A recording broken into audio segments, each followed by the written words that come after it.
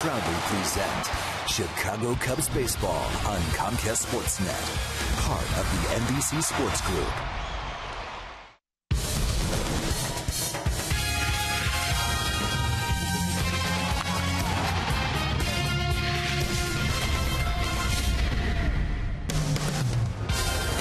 Well, not only did my partner ride over the river today, apparently he drove the boat into Great American Ballpark. We're set for Cubs baseball. Nice day here in Cincinnati as the Cubs go for the two-game sweep over the Cincinnati Reds. And good morning, everyone. Cubs baseball here on CSN. The Cubs head home to play the Dodgers and Braves after this one. And, Bob, they try to win their 7th time in the last 11 after a 3-11 start. Well, it all starts with good pitching, Len, and the Cubs have been getting that. Most recently, Jeff Samardzija last night. You see the opponent's batting average under 200, the team ERA just a tick over 2.5. It all starts with pitching. The offense has taken it from there. We had the Battle of LaHair last night, and it's the Battle of the Birthday Boys today. Ryan Dempster and Homer Bailey. Well, we know how excited Jeff Samardzija was to take the ball last night after a rainout. You can only imagine how excited Ryan Dempster is to get out there and pitch on his birthday today against a very familiar foe, Homer Bailey. For the Reds, they finish up a long homestand. Again, the Cubs ending their road trip trying to go 4-2. Excellent defense last night as the Cubs behind Jeff Samardzija got the win. They'll go for the short 2-game sweep next.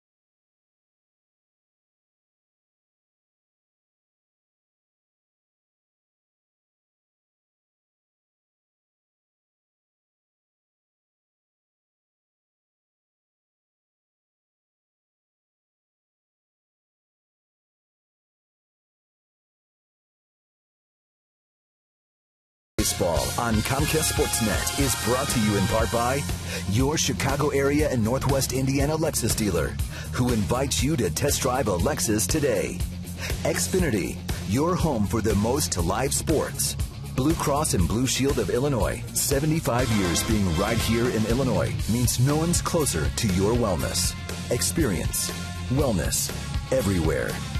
Liberty Mutual Insurance. Responsibility. What's your policy?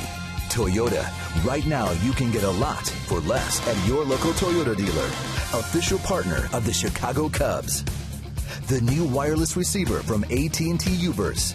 Visit att.com/freeyourtv. Rethink possible. BMO Harris Bank. Helping money make sense. BMO Harris Bank. NA member FDIC. And by Southwest Airlines. Find our fares online only at southwest.com. Quickly get you the Cubs Southwest starting lineup. DeJesus, Barney, and Castro at the top. LaHair, Soriano, Stewart in the middle. Reed Johnson gets the start in the center with Soto and Dempster forming the Cubs battery.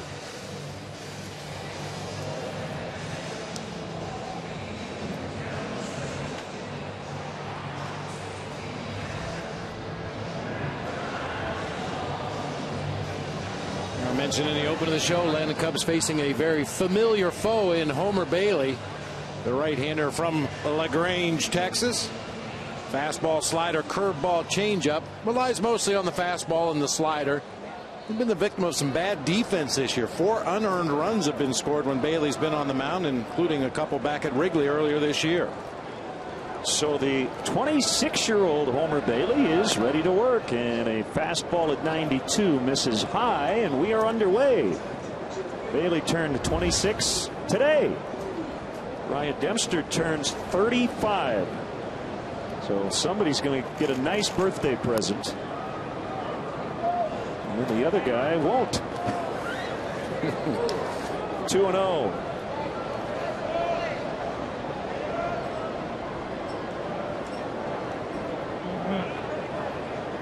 .83 degrees as we get started. That one missed outside.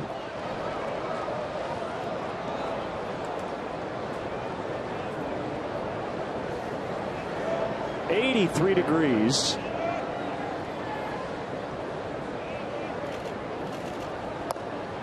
And right down the middle, according to Kerwin Danley, the home plate umpire.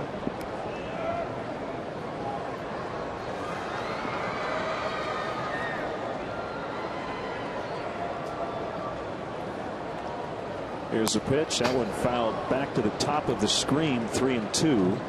Second start for Bailey against the Cubs this season. He beat them at Wrigley Field 2 starts ago on April 20th. That was the 10,000th victory in Reds history.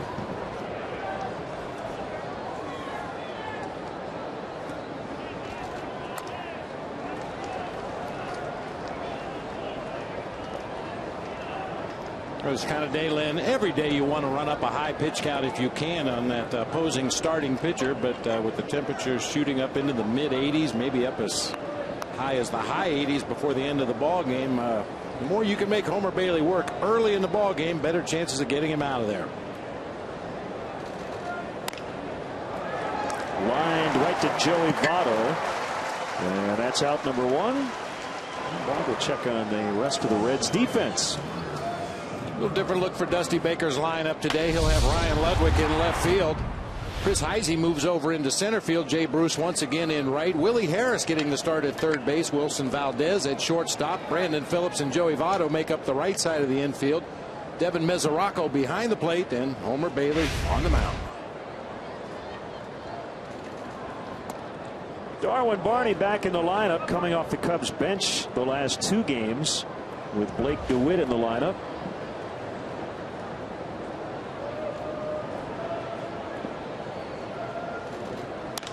And that one is hit foul and out of play. Each of the Cubs roster moves here in the bottom of the inning. Pitching moves to accommodate today's starter Ryan Dempster, and Kerry Wood also back and available in the Cubs bullpen.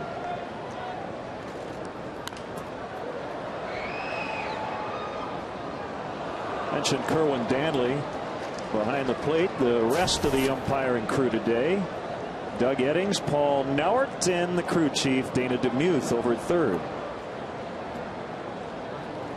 Hot day for the plate umpire too. Oh yeah.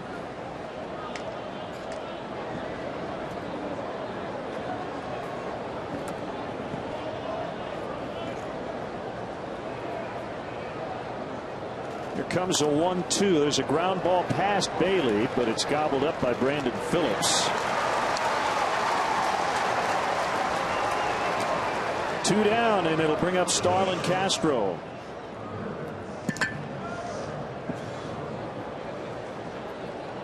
And let's check in on Armenard's big Lumbers stat as the Cubs' number 3 hitter comes up. Already 11 times this year he's had at least 2 hits. And going back to last year, he and Matt Kemp have 68 multi-hit games apiece, tied for the most in the National League. Dodgers are off today. They'll be at Wrigley Field tomorrow, right here on CSN.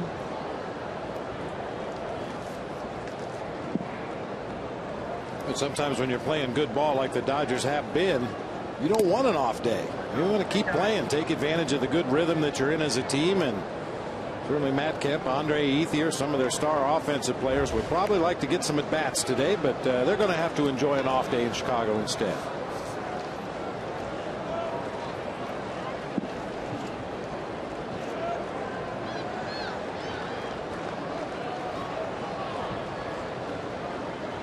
Here's Bailey's 0-2.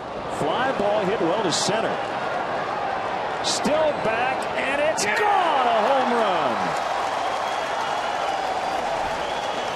Heisey just ran out of room, and Castro has his first homer of the season.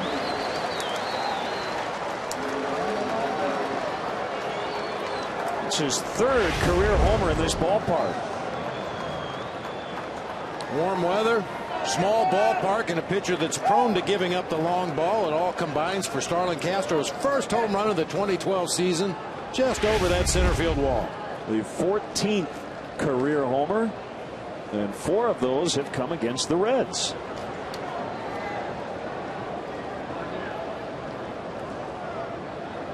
The Cubs are hitting the ball out of the ballpark. That's good to see.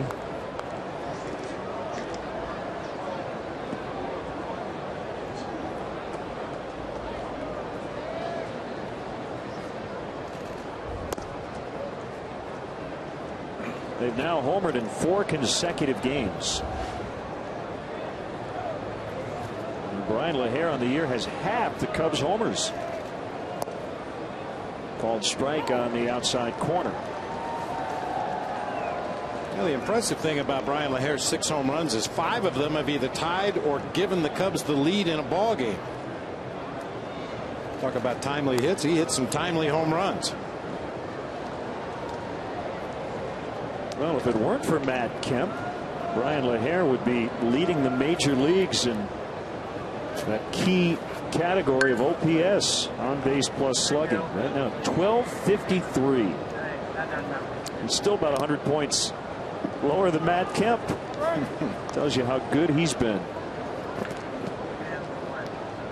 And Brian LaHair littered on the National League leaderboard in a lot of offensive categories. He's also second to Matt Kemp in home run ratio, at bats per home run. Kemp averages a homer every 7.5 at bats. Brian LaHair every 10.5.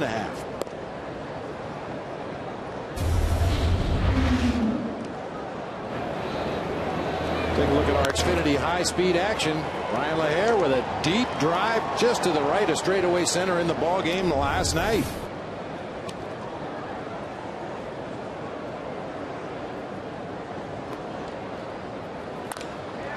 Out in the left center, this ball will get down for a base hit.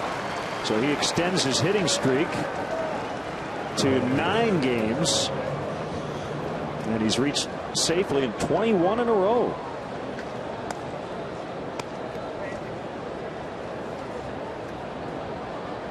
Brian LaHair just has a very solid offensive approach. He can pull the ball if you try to come inside. He goes the opposite way.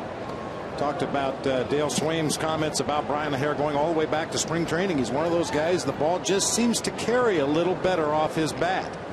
Stays in the air just a little bit longer.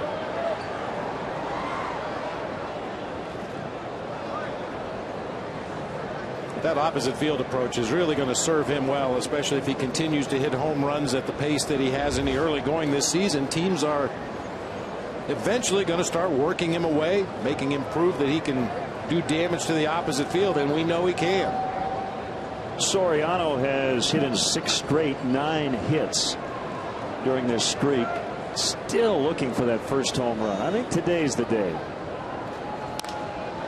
Not in this at bat, however, as Jay Bruce will make the catch. Castro with a 2-out homer, and the Cubs lead 1-0.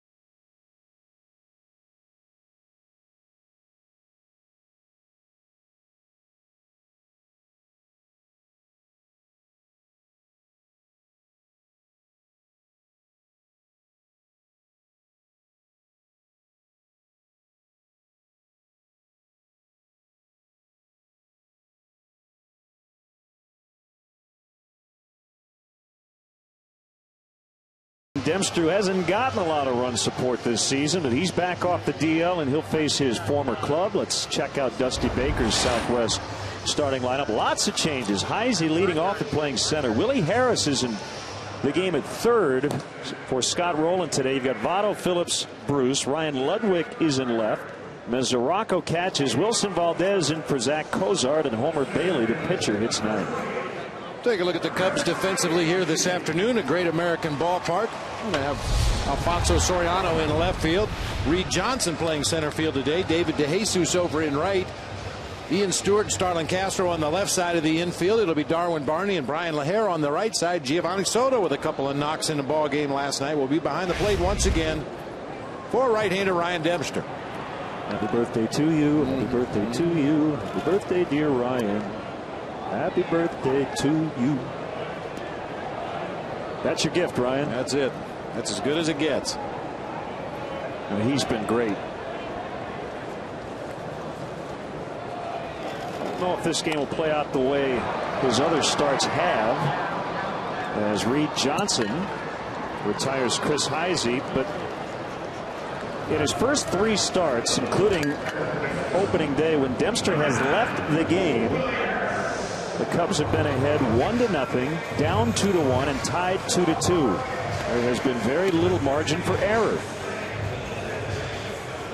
And he's trying to win for the first time in his last 13 starts dating back to mid-August of last season.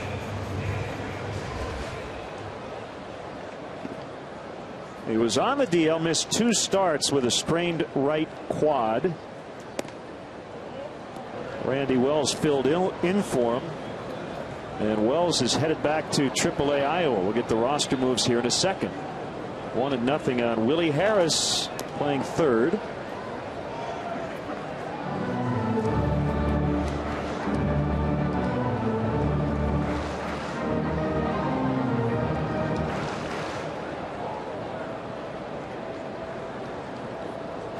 Kick in the 1-1 pitch on the ground, fouled right to former Cub Billy Hatcher. So Dempster and Wood are back. Randy Wells and left-hander Scott Main head back to AAA Iowa. And Wells will jump back into the I-Cubs rotation. Kerry Wood will be eased back into action. He will not jump right back into that 8th inning setup role. He's coming back from a shoulder injury. Right shoulder fatigue. Swing and a miss, strike 3. Tell you what, Len, there's a phrase you hear an awful lot in the game of baseball, especially at the minor league level and to a certain extent here at the big league level. It's just a matter of numbers. I mean, when you have 2 guys coming off the disabled list, you've got to clear 2 roster spots. Scott Main did everything in his power to help the Cubs win ball games and to fortify his own case. In 5 2/3 innings, he gave up 1 hit, struck out 10 batters, but you need that roster spot for Kerry Wood and Ryan Dempster. So unfortunately for Scott, he's got to go back down to AAA. And the all-Canada matchup, Joey Votto with a solid single into center to keep the Reds first alive.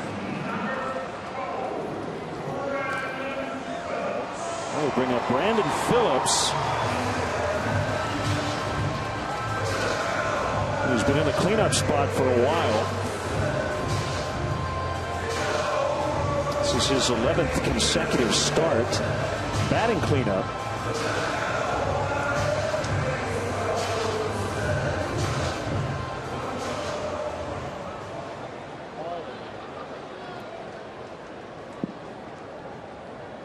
Actor Gary Owen threw out the ceremonial first pitch today.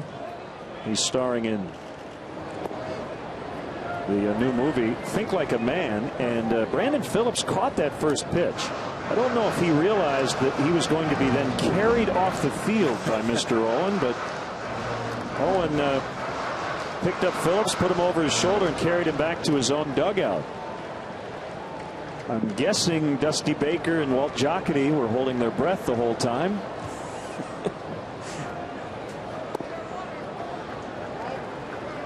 So Brandon may not catch another first pitch.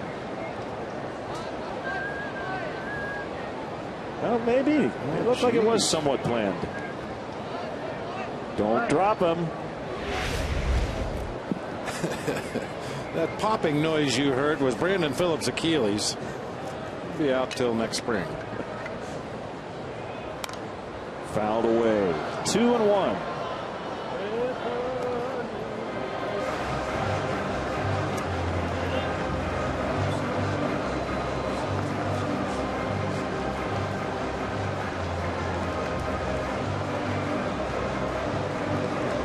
I know it's hard to do, and you hate to do it, but the Reds did it last night. They did the proverbial tip of the cap to Jeff Samardzija. A lot of times when you lose, you get handcuffed by the opposing pitcher, you tend to put it on yourself. That's a strike, but Dusty Baker and the rest of the Reds just said, hey, that's as good as any starter has been against us all season. There's nothing we did or didn't do. It was what Samardzija did to us. I mean, he had that sinker in the mid to upper 90s. Tremendous command of it on both sides of the plate. Threw some cutters, threw a few slower breaking pitches, and the splitter was just a fantastic finishing pitch. And he was bopping around that mound. I mean, that rain out the day before, it really messed with his head. He was ready to pitch. All that pent-up energy came out during the course of the ball game last night. One inning, he caught a pop-up for the third out and didn't even realize it was the third out. He was ready to face another batter. Bounce to Darwin Barney. Easy play, inning over. Cubs lead 1-0 after 1.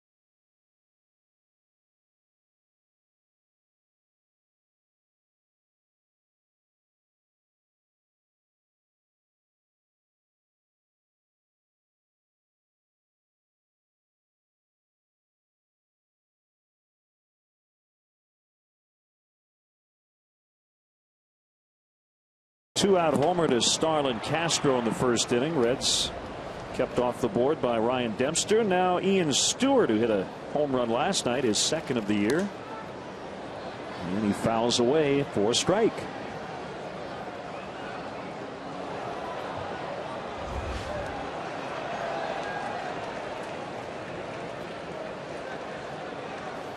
His manager gave Ian Stewart a vote of confidence, says he's been hitting the ball hard, doesn't really pay a lot of attention to the batting average numbers. He knows that some of those line drives and hard grounders are going to start finding holes.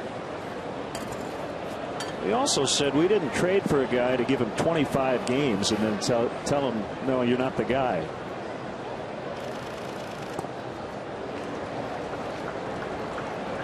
One and two. There was some tremendous defense in that ball game last night. Ian Stewart with a great barehanded play on a little roller down the third base line off the bat of Drew Stubbs. Saw a tremendous double play turned by Blake DeWitt and Starlin Castro. Another liner and a base hit. There you go. Start dropping.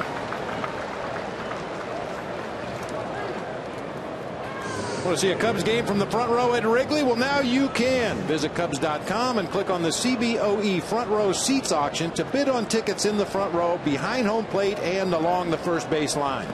Front row seats will be auctioned off to every game all season long, so don't miss your chance. Go to Cubs.com and check out the CBOE front row seats auction today.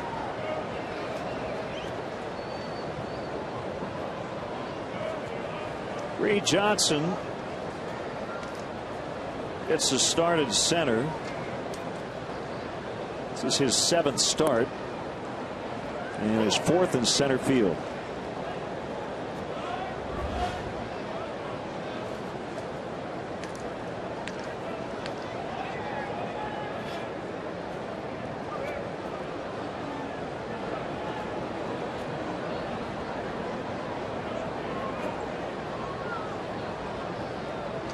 Here's a pitch, swing and a miss. 0-2. Reds are hoping Homer Bailey is finally putting it all together. First round pick, the 7th pick in the 2004 draft. He was a high school player of the year that summer, according to USA Today.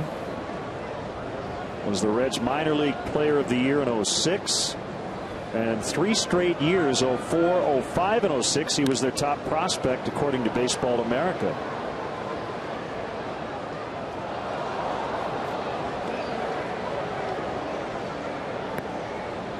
Some shoulder issues the last 2 years, but off to a good start this season. 3 consecutive quality starts coming in.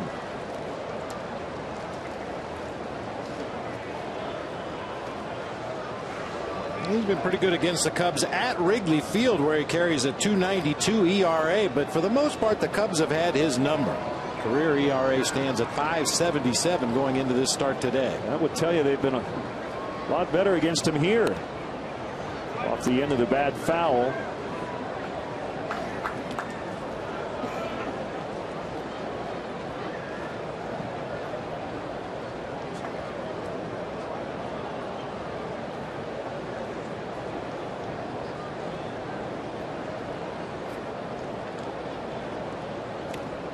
Stewart on after a leadoff single.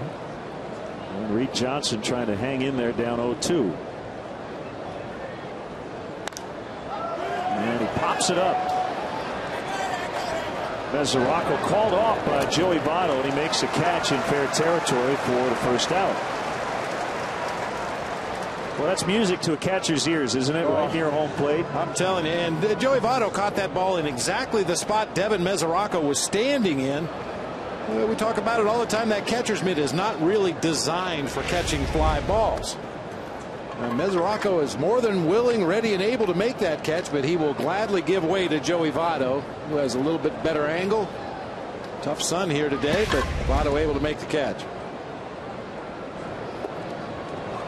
The bottom hand comes off again. Soto starting to get in a groove. He has a 5-game walk streak, so he's seeing the ball well. And last night had just his second 2-hit game of the year. Guy looks like he needs a fishing buddy.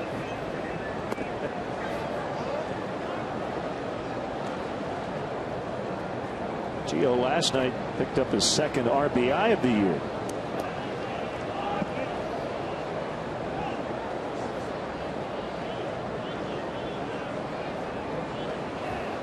Big attempt at first base coming here.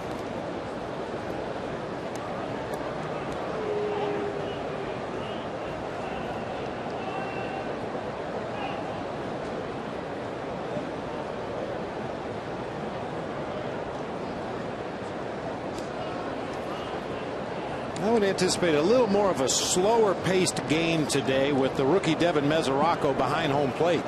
Ryan Hannigan, the veteran backup catcher, worked behind the dish for Bronson Arroyo last night. And it just seems like it takes everybody a little bit longer to get on the same page between pitches. Chris Spire is the coach for the Reds, responsible for flashing the signs to the Reds catcher. There's Spy, former Cub player and coach. And he still handles the bat well. Safe on a close play at first. Well, what a great slide back into the bag by Ian Stewart. We talk about it all the time. Go to that back corner of the base on a pickoff attempt. He goes way to the back corner and reaches around the tag of Joey Votto.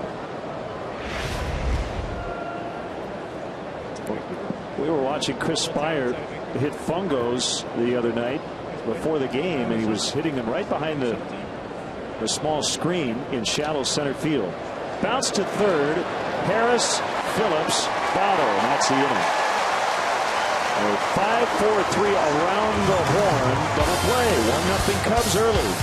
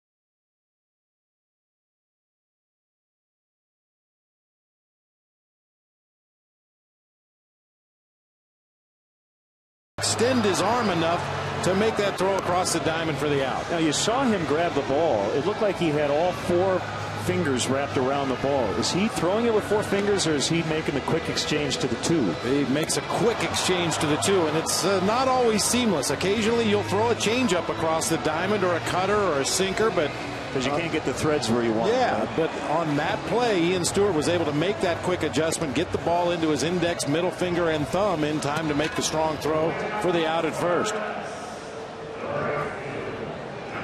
So Jay Bruce will start the Reds second.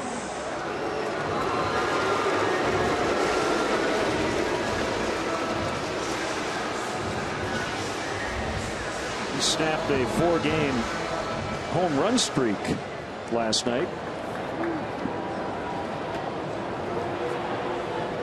Still one of the hottest hitters in baseball.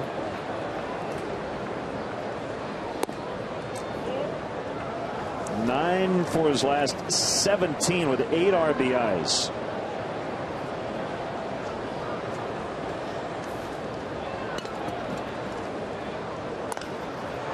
Lofted to right. DeJesus comes in and makes a catch. Well, all of baseball talking about Jared Weaver last night with the second no-hitter in the big leagues this season. A 9-0 win over the Minnesota Twins, the 10th in franchise history. Only 2 base runners allowed on a walk and a passed ball on strike 3. He joined Philip Humber, who recently threw a perfect game. That was on April 21st.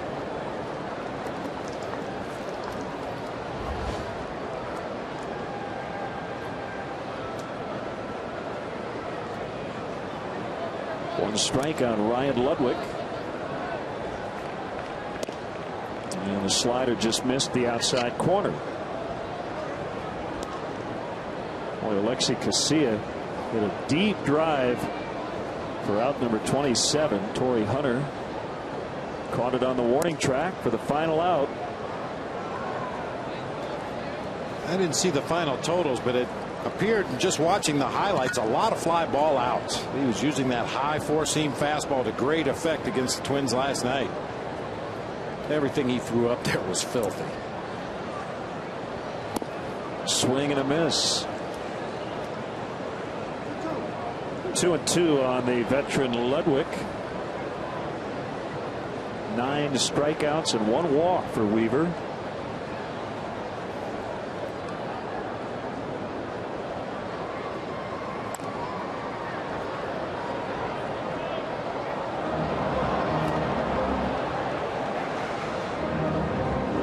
Lots of other interesting notes from around baseball last night.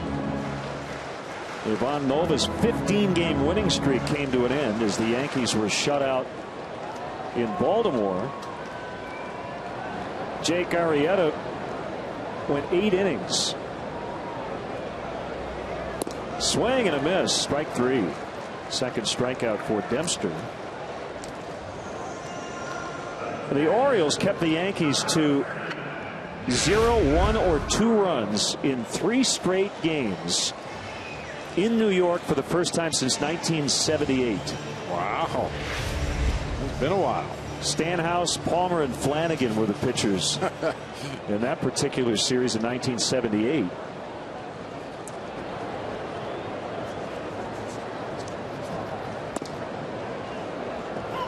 Called strike on rookie catcher Devin Mesoraco, the Reds' top prospect. We're talking about that Baltimore pitching staff, Len. Only the Washington Nationals and the Cardinals have a better team ERA than Baltimore in the majors. Ryan Dempster back from the DL. Looks sharp early on. 1-0 Cubs after 2.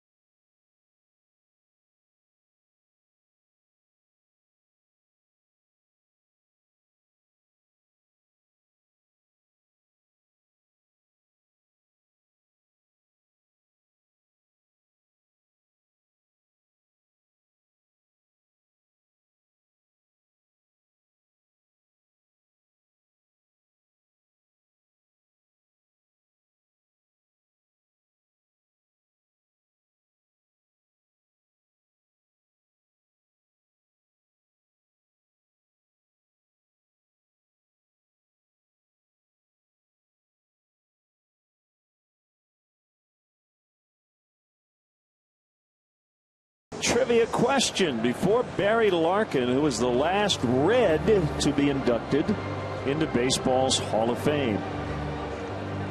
Larkin will go in this summer with the late Ron Santo. I wouldn't say it's a trick question. I think most, if not all, baseball fans realize Pete Rose is not in the Hall of Fame and would have been the last before Barry Larkin. He's not allowed in at this point.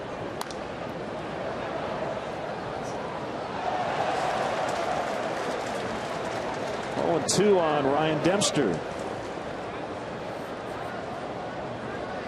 Not only Ryan's birthday today, Homer Bailey's as well, but big Cub fan Kelly Overholt celebrating a birthday. Called strike 3. First strikeout for Bailey.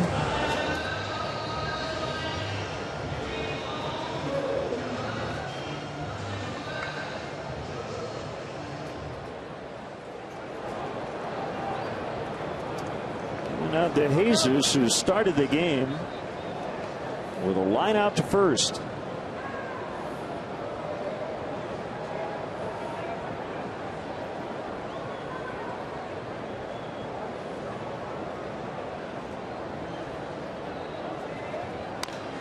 Jumps on the first pitch this time and grounds it foul past Dave McKay at first.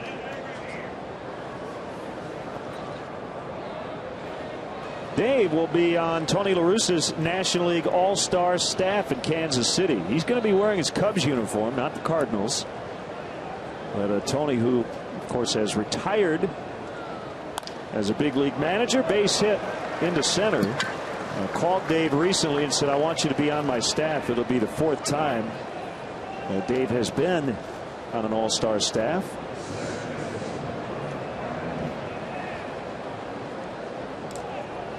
A great honor for Dave McKay and a lot of fun. I'll tell you, the All-Star game, granted, it counts. But getting an opportunity to sit in the same clubhouse with the very best in your league that particular year, exchange ideas and stories, and get to know your opponents a little better than just playing against them across the field.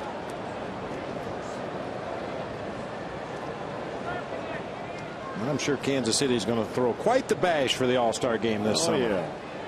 Some renovations to their ballpark before last season. It's still a beautiful stadium there in Kansas City. Great baseball fans. Inside to Barney. 1 ball, 1 strike. This would be a good hit and run combo with DeJesus at first and Barney at the plate.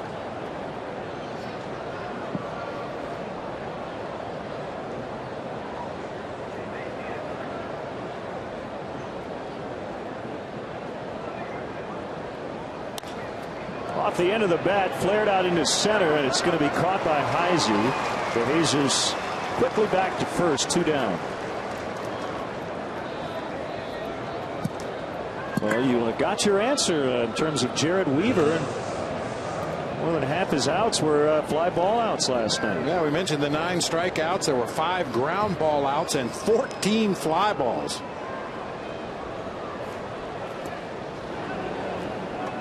Castro with a home run to straightaway center in the first inning.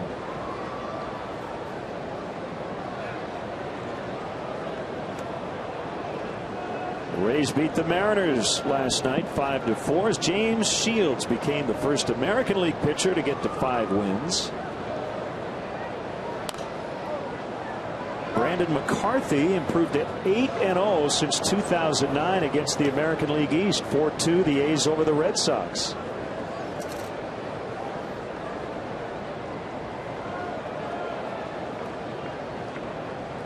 Texas has lost back-to-back games for the first time this season. They dropped 2 of 3 in Toronto, 11-5 last night.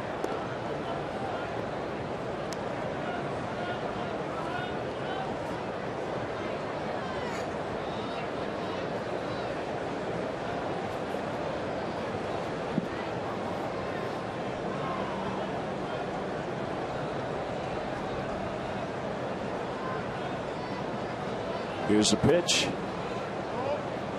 1-1. See what Bryce Harper did last night. 3 hits. Ian Desmond with a game-ending 2-run homer in the 9th. Harper was on base.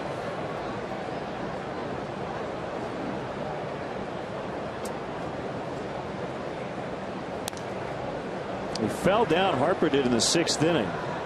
Going after a Jason Kubel fly ball, and as he landed, he caught it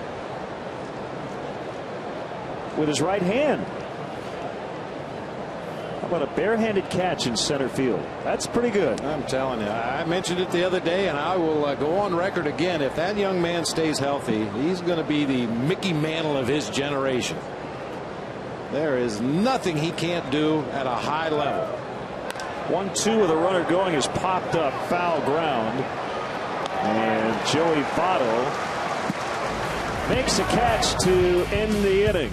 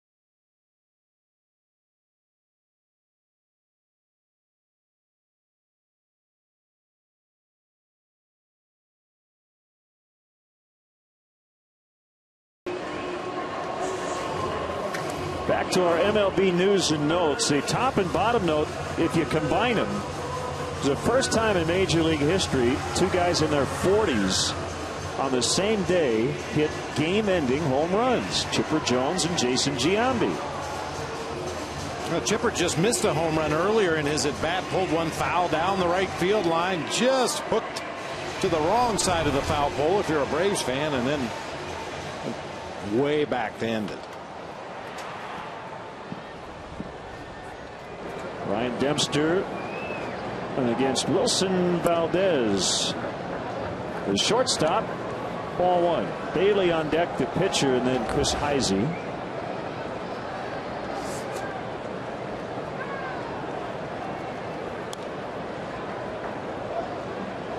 Jeff Suppan, his first big league game since 2010. He got the win over his former team. Padres 5, Brewers nothing last night.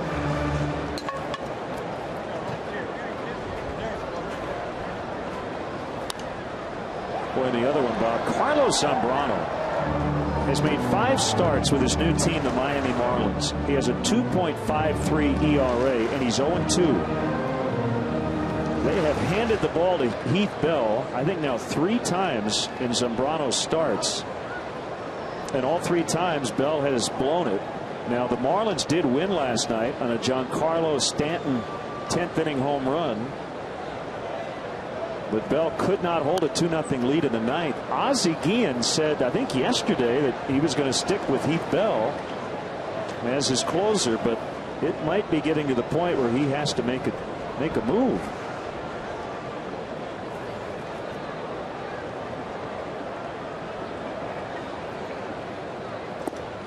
Swing and a miss, strike 3. Well, the Cubs have seen firsthand how devastating that can be when your closer doesn't finish games that you should have in the win column.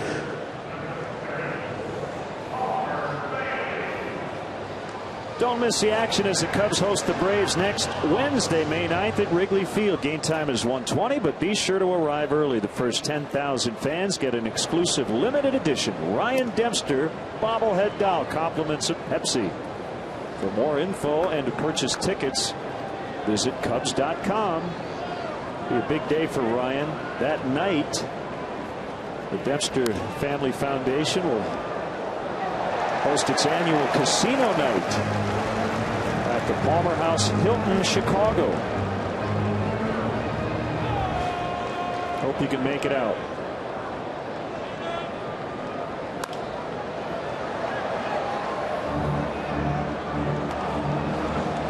You may notice on the Ryan Dempster bobblehead just a mustache and a goatee, and now he's sporting the full beard, so you'll have to buy the accessory pack that comes with some red beard hair to glue onto your bobblehead doll. The Chia Demp? Yeah, there you go. Cha-cha-cha-ching.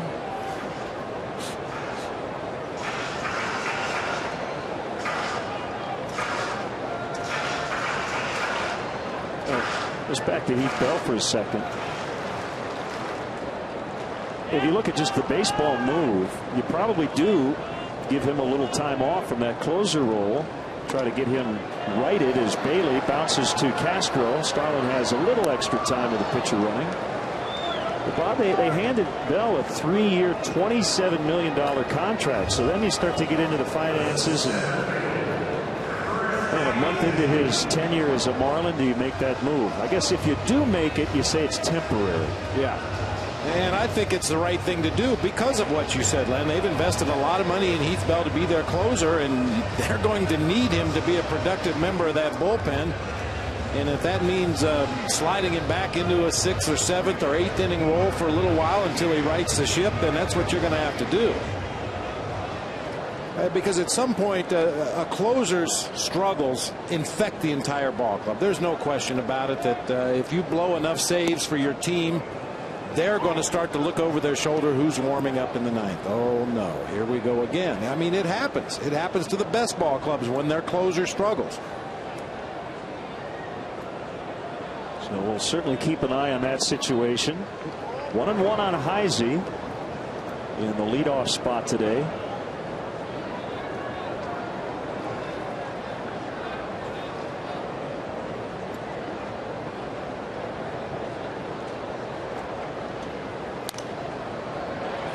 Get out of play. 1-2.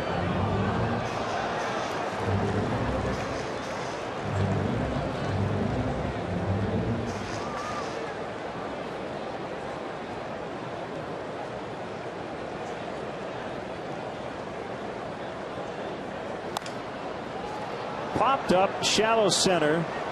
Castro out there with Reed Johnson. It'll be Starlin to make the catch.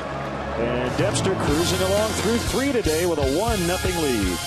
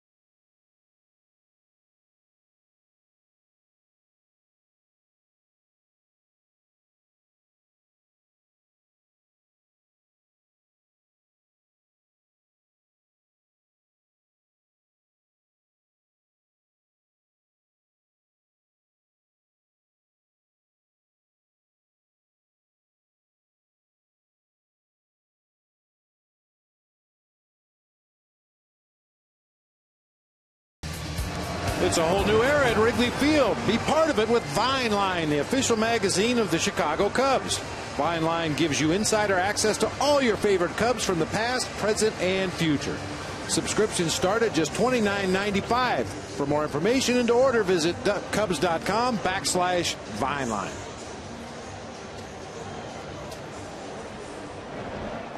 Brian LaHair will play leadoff man here in the Cubs' fourth. Leading 1-0. This is a rain-shortened 2-game series.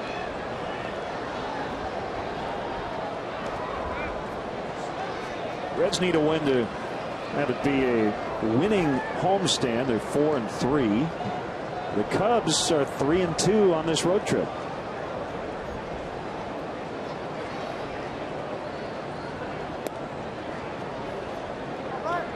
Brian LaHair is a Cub, but he is red hot. See the slugging percentage. He's averaging a base per at bat. And he drives one deep left field. Right here. Another opposite field home run for Brian LaHair. 7 on the year, 2-0.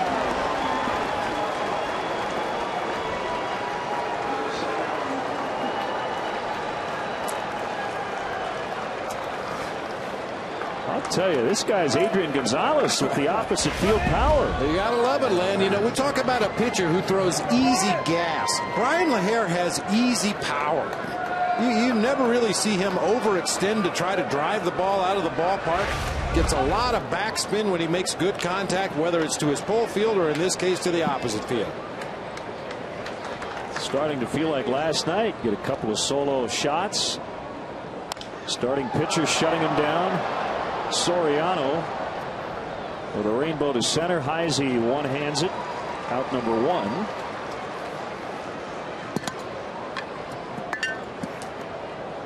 Well, what a start to the year for LaHair. Again, he didn't homer in spring training. Who cares? Yeah. Who won the Cactus League batting title and home run title last year? Huh? Doesn't matter. Doesn't matter.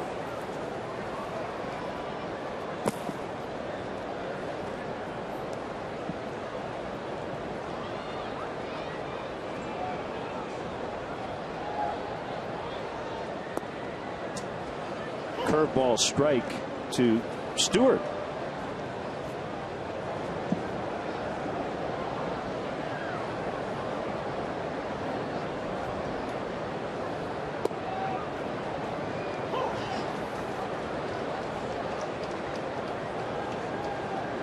Actually, Brian LaHair has played in 80 career spring training games with the Mariners and the Cubs, and he has 2 home runs.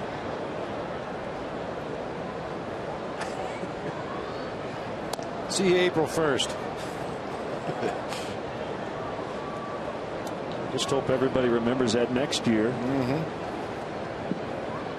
Hey, you just cannot make a big deal either way out of spring training performances.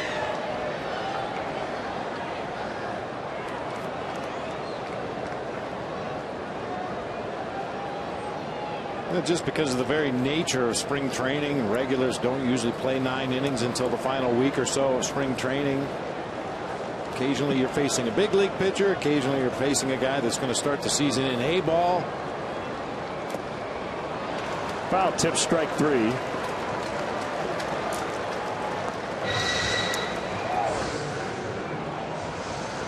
Now let's get the answer to the AT&T mobility question. Last Red to go into the Hall of Fame before Barry Larkin here in 2012. One of the great RBI guys of all time, Tony Perez, in 2000. You know, Len, we've asked that question many times about guys in RBI situations. Can they actually elevate their game, or are they just good hitters that happen to find themselves in that situation a lot? Tony Perez was a guy that could get teammates on the plate. I mean, he was amazingly consistent, at least playing against us with the San Francisco Giants. And I've said it many times, the best slider hitter I've ever seen. Maybe the only slider hitter I've ever seen. could stay on that right-handed slider low and away and drive it to right center field as good as any hitter. Doggy. Always fun to play the Miami Marlins. We get to chat with Tony and Andre Dawson, a couple of Hall of Fame special assistants. It's funny. Tony Perez, as I mentioned, the best slider hitter I ever saw, and Andre Dawson, probably the best high fastball hitter, maybe in the history of baseball. You couldn't throw it high enough or hard enough that Hawk couldn't get the barrel on it.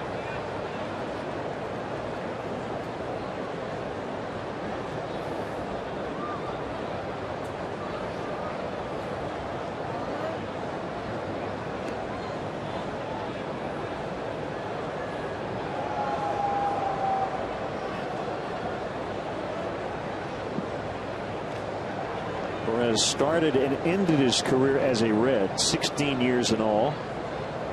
He had some time with Boston, Montreal, and Philadelphia over 23 years. Jay Bruce with the catch. LaHair led off the inning with a homer. 2-0 Cubs. A great Tony Perez.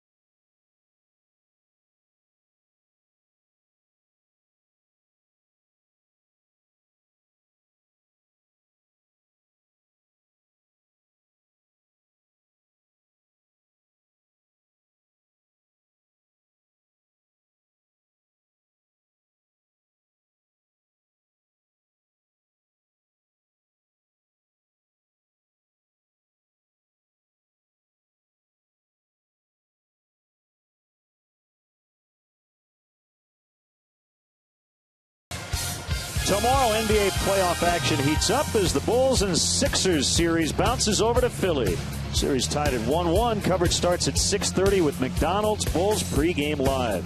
Bulls and Sixers game 3 tomorrow night at 6:30. Get the hometown call with Neil and Stacy only on Comcast Sportsnet.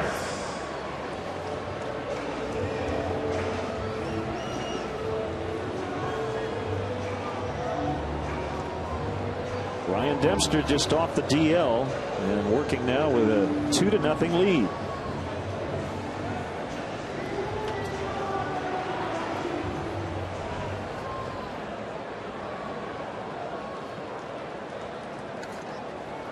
Harris, Botto, and Phillips for the Reds. That caught the outside corner for a strike.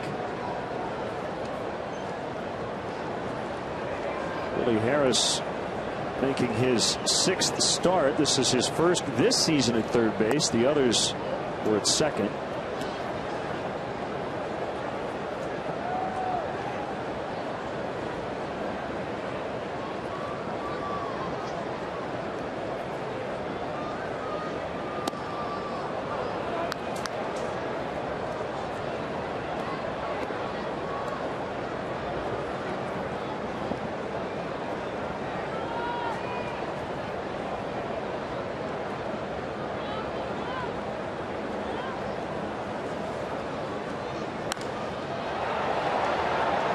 Reed Johnson drifting and catching.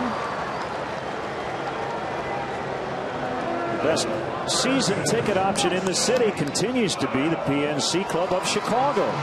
Tickets in this exclusive club come with added benefits, including VIP parking, Your guests will enjoy an all-inclusive top-shelf bar and gourmet food in a climate-controlled suite with celebrities and former Cubs. For information, contact the Premier Sales Team at 773-404-4200 or Cubs.com/Premier. Joey Votto's 1 for 1 with a single. Without a hit last night, he snapped a 5-game double streak.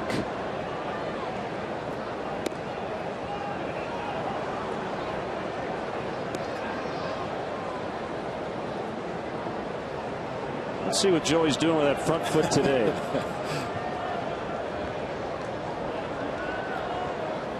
Back to his usual, lifting it completely off the ground. In his first at bat last night, he kept the toes down and the heel went up.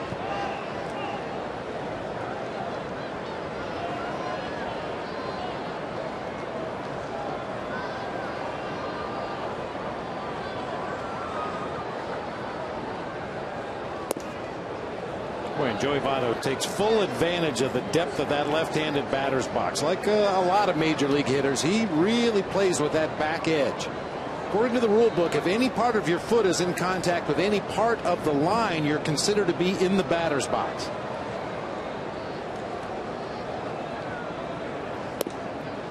Bob, as a catcher, okay, you're in this spot for Votto, but let's say the next guy is a foot ahead of Votto. Do you adjust as a catcher, get as close as you can? Yeah, you want to get as close as you safely can to that hitter. It gives the umpire a real good look at the pitches.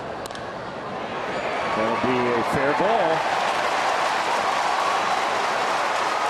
And Jesus will get it back in fairly quickly. It's a double for Votto. That's his 11th double. And in time for the National League lead. Well, and it's hockey playoff season, and occasionally you'll see a skater put his foot out to stop a puck from rolling away. Watch David DeJesus as this ball ricochets around the corner. He just sticks out his left foot, stops the ball, and then scoops it up and fires it back in to hold Votto to a double. Kick, save, and a beauty.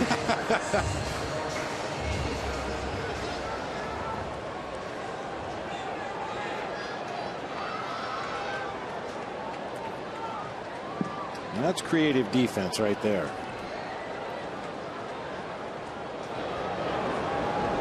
So the Reds have a runner in scoring position for the first time. Fastball outside to Phillips. Phillips and Votto. You're going to hear those two names in the Reds lineup for many, many years to come. Both signed long-term extensions. For Phillips, 6 years, $72.5 million. For Votto, he added 10 years to his previous deal, so he's locked in for 12 seasons. That's the longest guarantee in Major League history. You know, one of the byproducts of handing out contracts like that to two of your superstar players, are you going to be able to play the Chris Heise's and the Zach Cozarts, the Jay Bruces of your ball club, who are going to have their payday as well at some point in the future, but because of those two big contracts, you may not be able to keep the entire team together. Well, I think that's why you got to win and fill up this ballpark as much as you can.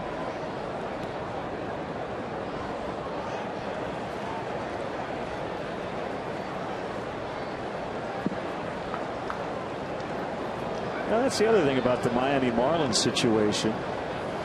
They spent so much money on payroll in the offseason. They've got a brand new ballpark. This is a very important year for them to not lose, because they feel like this is their spotlight year. And the fans are on the fence in South Florida.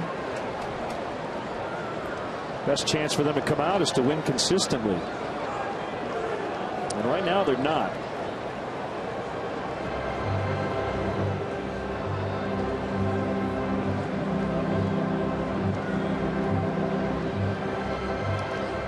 The thing about the Reds, you know, last year, very disappointing year. They finished 4 games under 500 after winning the division the year before.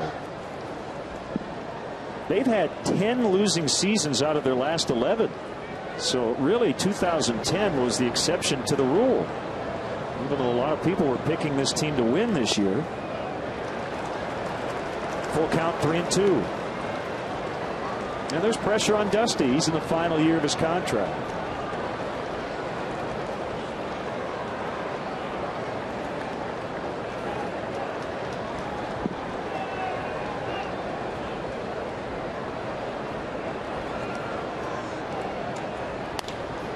On the ground is Stewart. Votto hustled back to second, and Phillips is out.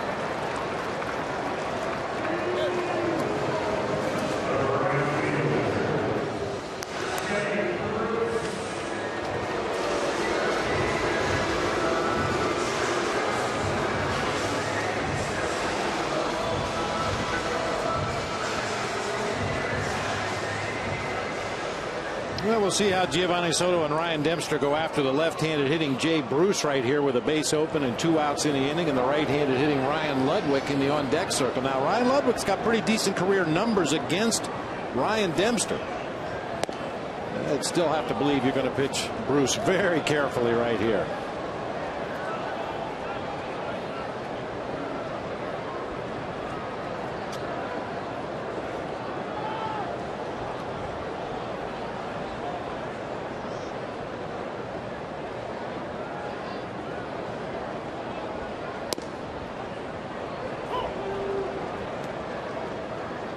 Now, looking at the short and long-term future of this Reds club, my guess, Bob, right now as we sit here in early May, I'd be surprised if they're not consistently good for quite a while. They've got a lot of good talent. As you mentioned, some of the younger guys, including Jay Bruce and Devin Mesoraco, Chris Heisey. We'll go with the veterans who are going to be here a while. Johnny Cueto fronting their rotation. They've got Aroldis Chapman, who probably at some point will be in their rotation as well. Mike Leake. Yeah, I mean they have a lot of talent here.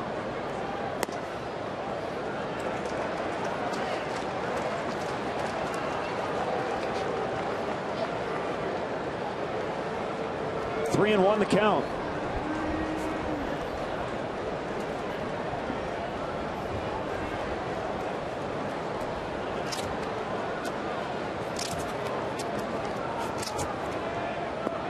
And Dempster, as Bob theorized, did kind of work around Bruce with first base open. Here comes Ludwig.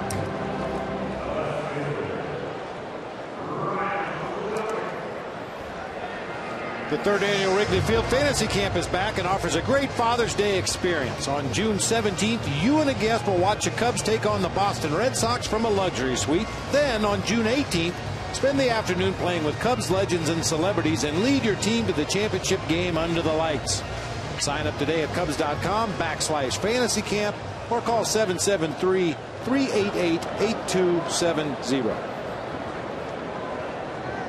Reds' chances have been limited in this series because of the way Jeff Samardzija and Ryan Dempster pitched, but they have 2 on with 2 out as Ludwig fouls out of play.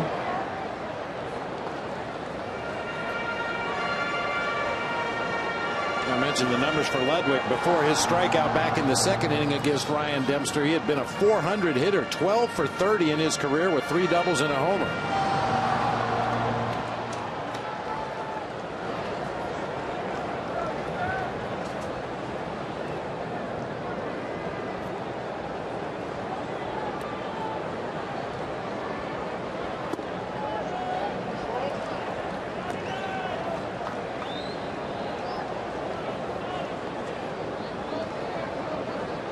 Well, they're already in the top of the 8th in Atlanta. They started 9 this morning. 2-0 Phillies. Joe Blanton has been brilliant. He's been a little better than Randall Delgado, who has given up 2 runs in 7 innings. No walks in the game. That'll keep it moving.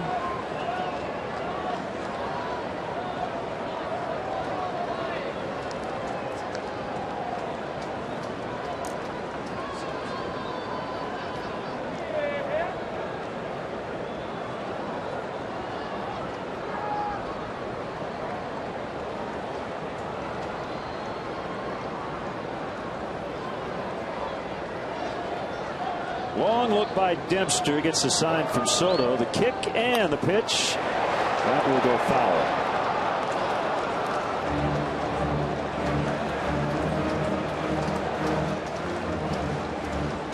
And you wouldn't expect Ryan Dempster to pitch around 2 hitters in a row to load the bases potentially. But you've got a rookie, Devin Mesoraco, in the on-deck circle, and I think Ryan Dempster feels really good about his chances of making pitches to the Reds catcher. I remember back in the day, a great pitcher for the Oakland A's, Dave Stewart, was at a banquet that I was at, and somebody asked him, you know, what do you do if you're in this situation? I walk him. Well, what do you do with the next hitter? Well, I walk him too. If I think I can get the 4th hitter of the inning out, I'll walk them all. Now, Dave Stewart, to the best of my knowledge, never really did that, but sometimes a pitcher's mindset is, if the first couple guys of an inning give me trouble, I'll pitch around them and really bear down on the next 3. Tough way to go about making a living out there on the bump, but sometimes that's what you have to do. Pick your battles.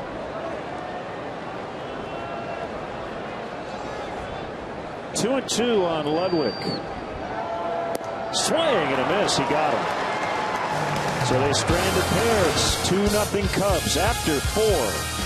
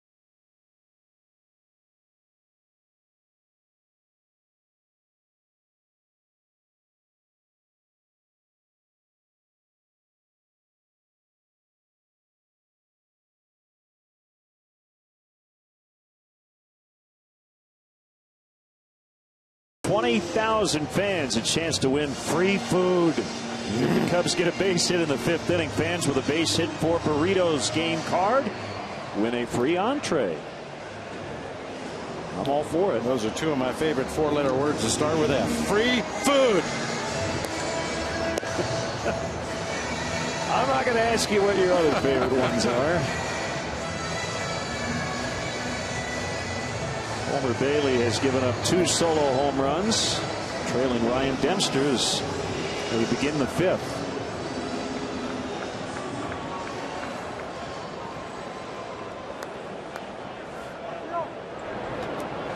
Another early action. The Pirates and Cardinals just underway, scoreless in the bottom of the 1st. Eric Bedard for the Bucks. Jake Westbrook for the Cardinals. Giovanni Soto, deep left. It will go just over the yellow line. 3 solo homers for the Cubs today.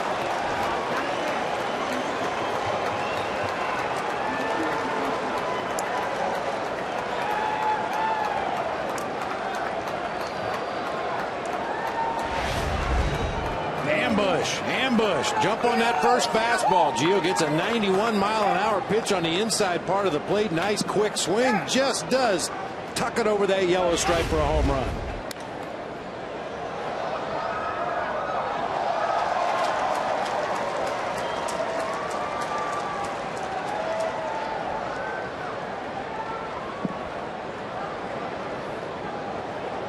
Five Cub home runs in the series. Yeah, we speculated when we left Wrigley that maybe this would be the trip that would get the Cubs offense going as far as the long ball goes. Now we went to Philadelphia where it felt a lot like Wrigley Field. The wind was blowing extremely hard, some cold temperatures, but here in Cincinnati this is baseball weather and the bats have heated up. The Cubs have played 13 games at home at Wrigley Field. They've hit 5 home runs. They played a game and a half here in Cincinnati and they've hit 5.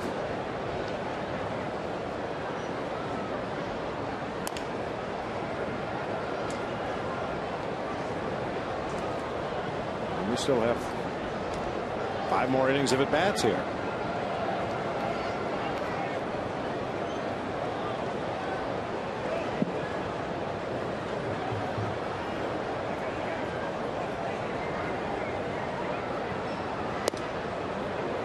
Two and 2 on the pitcher Dempster.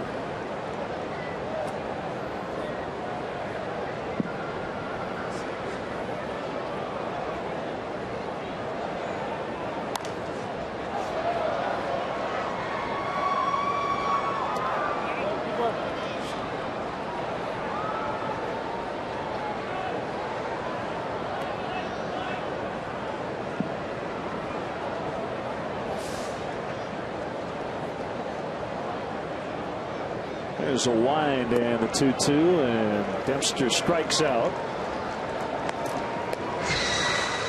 Hey fans, don't miss your chance to experience the hottest new area in Chicago sports, the all-inclusive Budweiser patio. Now open at Wrigley Field.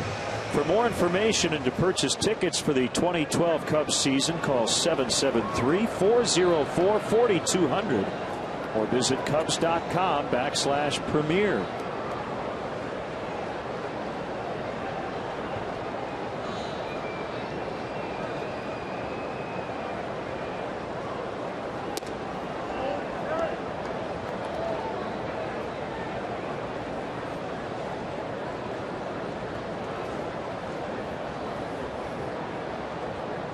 River Queen. Hey, those are your initials. BB Riverboats. A little side business I have going. I was going to say. Pretty fancy fishing boat.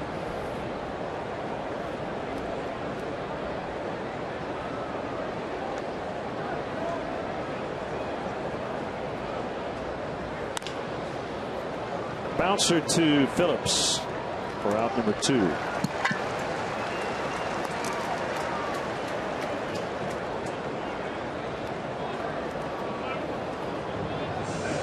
know, we talked about Jeff Samardzija and how anxious he was after the rain out the first game of this series. He was just chomping at the bit to get out there last night. Ryan Dempster, same thing, coming off the disabled list today. Yeah, the man at the plate right now, he's not one to sit idly by. Out of the starting lineup for 3 consecutive days, partially because of that rain out, and it was driving him crazy. His first knock of the day, a 2-out single.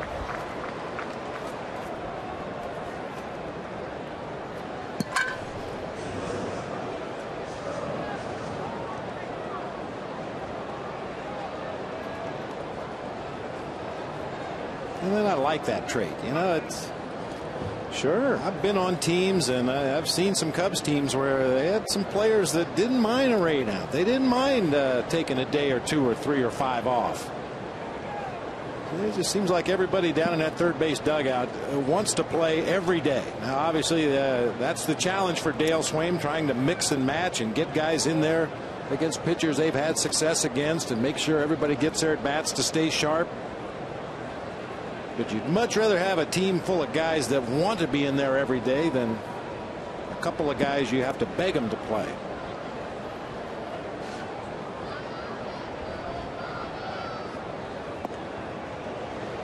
One and 1 to Castro. And Derek Lee had that trait when he was a Cub. He felt like, if I go to the ballpark, I'm working, so why not play? And as a manager, that's a tough decision you have to make sometimes, because you do so much respect that attitude, the workmanlike professional ball players, but you have to use your own eyes and check the stat sheets, and occasionally there will be a time when a player even as great as Derek Lee has bad numbers against an opposing pitcher. It's a day game after a night game. Maybe he's been nursing a minor injury. Well, I'm making the decision that today you're going to sit next to me and watch a ball game. I'll tell you, Cal Ripken did every future manager after he retired the biggest favor in the world, because nobody will get close to Gehrig's streak or his streak.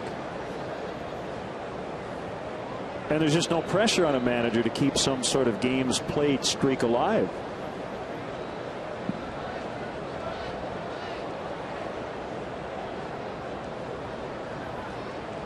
And the longest streaks these days are like, 250, maybe 300 games, 2 seasons worth. Well, the Cubs off Homer Bailey have hit 3 of them today.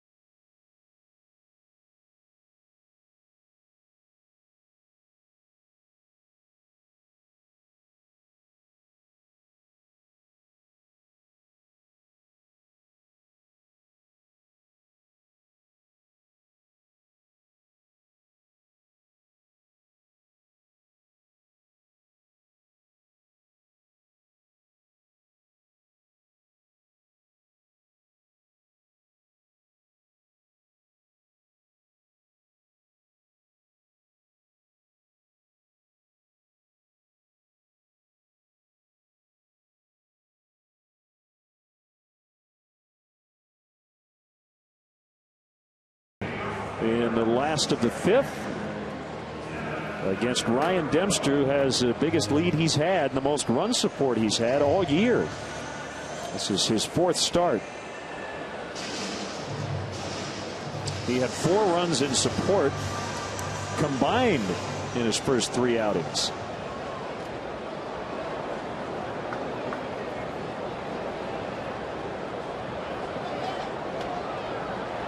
Devin Mesoraco grounded to 3rd his first time up, and he takes a slider high for ball 1.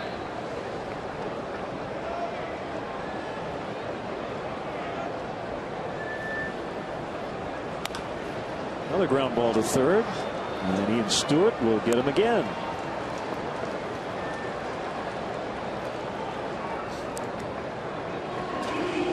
I'm going to bring up Wilson Valdez, the shortstop.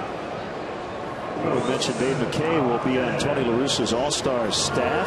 Tony's number 10 will be retired by the Cardinals on May 11th.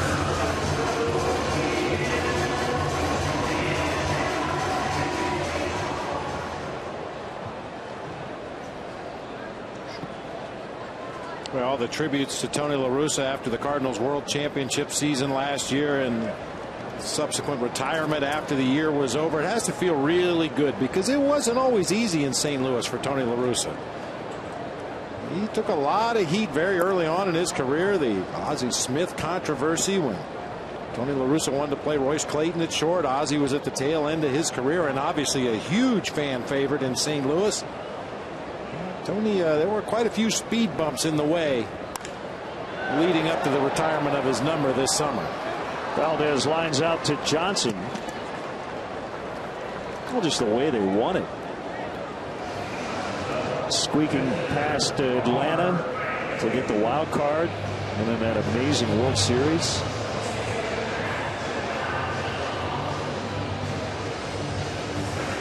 I mentioned we'll see the Dodgers starting tomorrow. You see Votto 2 for 2. Everybody else hitless in this Reds lineup today. There's a report the Dodgers are talking with Bobby Abreu, who was recently released by the Angels. 38 years old. We could possibly see him at some point this weekend if they consummate a deal. I would imagine that the conversations involve the playing time or lack thereof for Bobby Abreu with the Dodgers, if indeed he does sign there.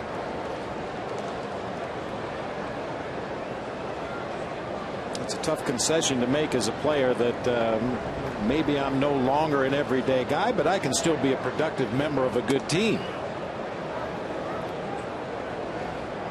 And I'm not saying that Bobby Abreu can't be an everyday player. I haven't seen him play enough recently, but every player gets to that stage of their career, and sometimes the decision is made for you.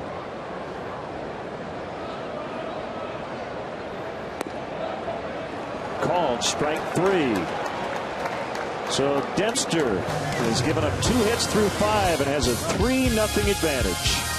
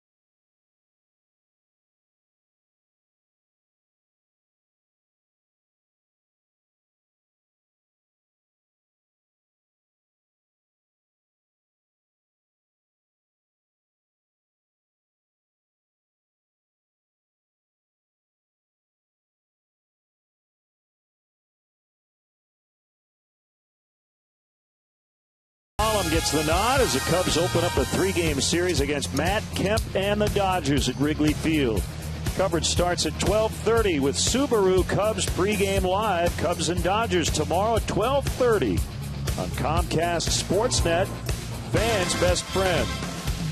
Cubs miss Johnny Cueto in this series, and they will not face Clayton Kershaw in the upcoming Dodgers series. Chad Billingsley against Mulholland tomorrow. Chris Capuano off to a really good start. The lefty 3-0. He'll face Matt Garza on Saturday at noon here on CSN. And then Aaron Harang and Chris Volstad on Sunday.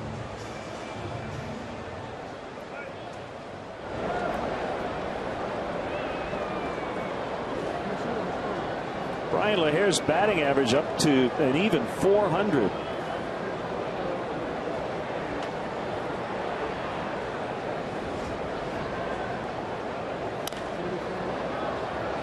Pop fly shallow center. And it'll be caught by Valdez, who got out there quickly.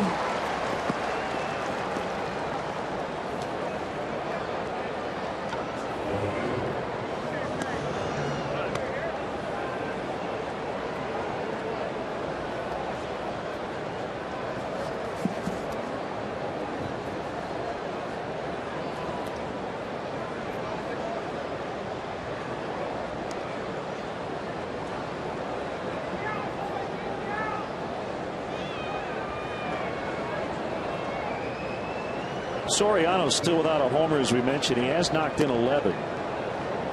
picking up a little bit in terms of base hits. Just hasn't hit for power. Would it be fair to say that his defense has actually been better than his offense? I mean, he's made every play and left. And a base hit. So his hitting streak is now at 7.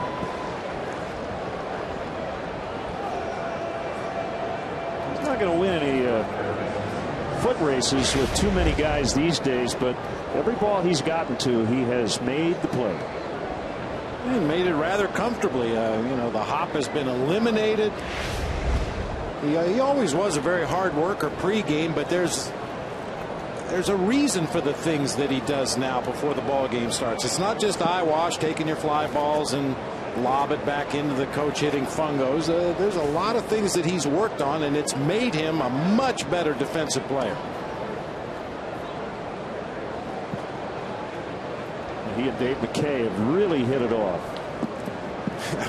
Sorry calls him my coach. They spent so much time together going all the way back to spring training and carried it right on into the regular season. Dave McKay in no uncertain terms tells Alfonso what's expected, how he wants him to go about his work, the reason that we're doing the various drills that we do on a daily basis, and Fonzie has responded tremendously.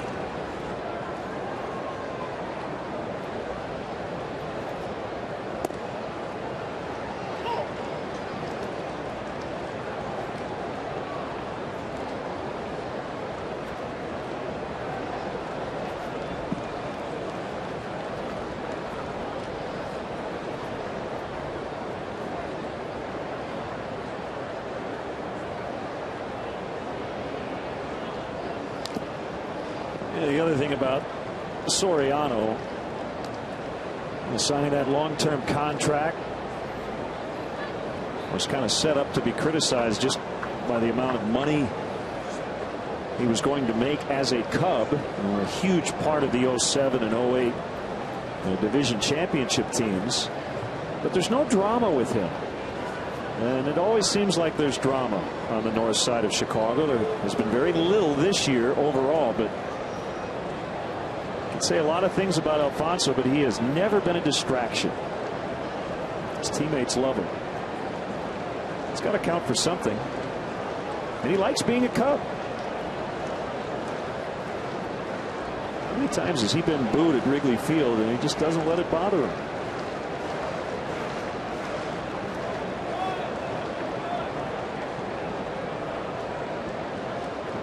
Rather lengthy meeting on the mound there, to the point where Kerwin Danley had to actually go out and tell Mesoraco to let's go back and get behind home plate to play some ball here. Stewart pops it up. And no room for Harris.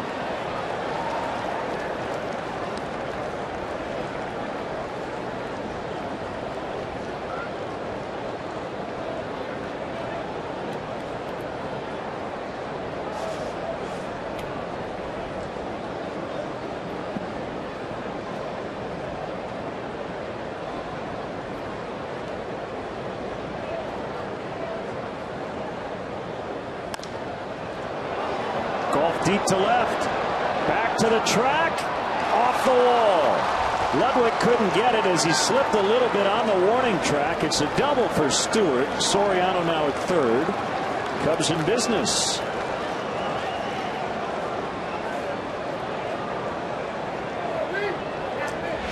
Yeah, Ian Stewart starting to find some holes. A little slider down and out over the plate. He stayed right on it.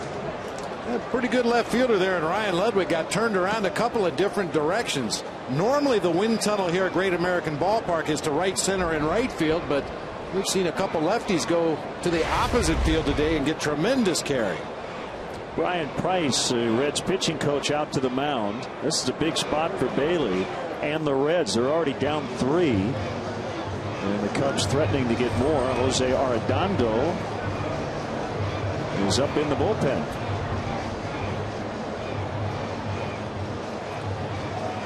Tickets are available now for the 2012 Cubs season, including the next homestand against the Dodgers and the Braves starting tomorrow against the Dodgers.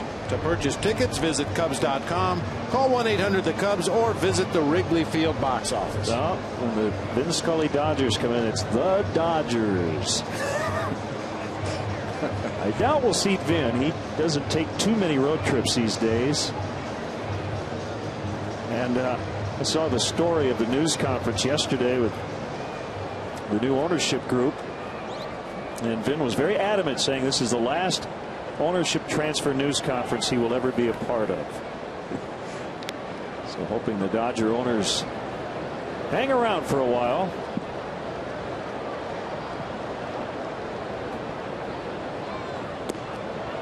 They will intentionally walk Johnson to face Soto, who did bounce into a double play in the second, but he homered in his last at bat.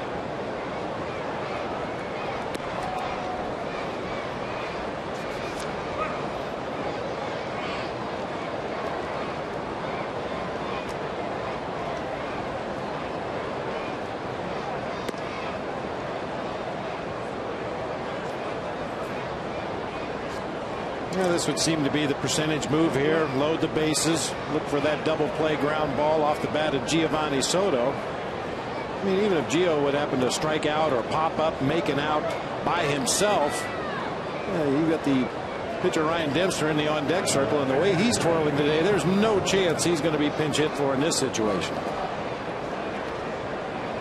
Let's get a look at today's AT&T U-verse multi-view. Nowhere to put Soto.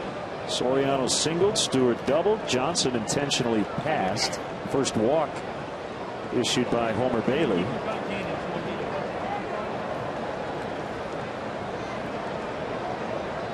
And the pitch to Soto is a strike.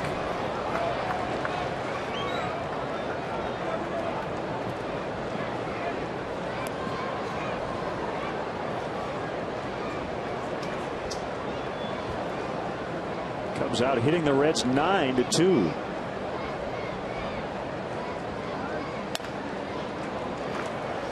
Gio took a first pitch fastball for a called strike this time around, but back in the 5th inning, he got a first pitch fastball inside part of the plate.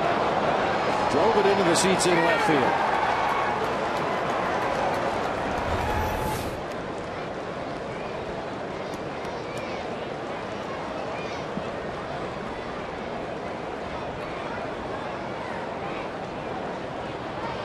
Down an 0-2 battle here.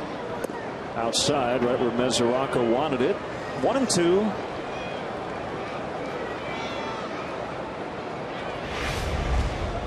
Now, this is a good old-fashioned waste pitch. I mean, it really serves no purpose. It's so far over in that left-handed batter's box. Any hitter is going to immediately lay off of that pitch.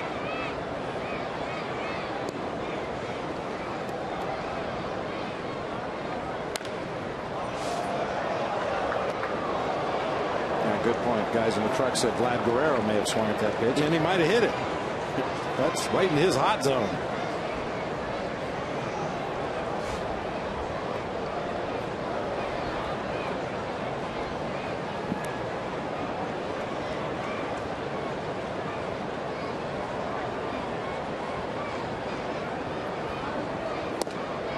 Got him. Gio didn't think so. Kerwin Danley made the call. 2 down. Kind of surprised that Bailey went after Gio with as many fastballs as he did after the home run in his last at bat on a fastball, but 95 at the knees on the inside corner. Not much you can do with it anyway. Gio saying that was down more than in.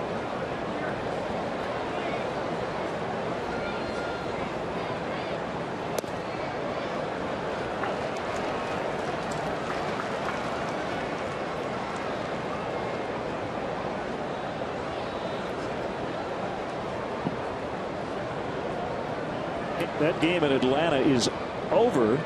4-0 Phillies. 2 hours 2 minutes. Joe Blanton went the distance. 3-hit shutout. They beat Randall Delgado. Nix and Victorino homered for the Phillies.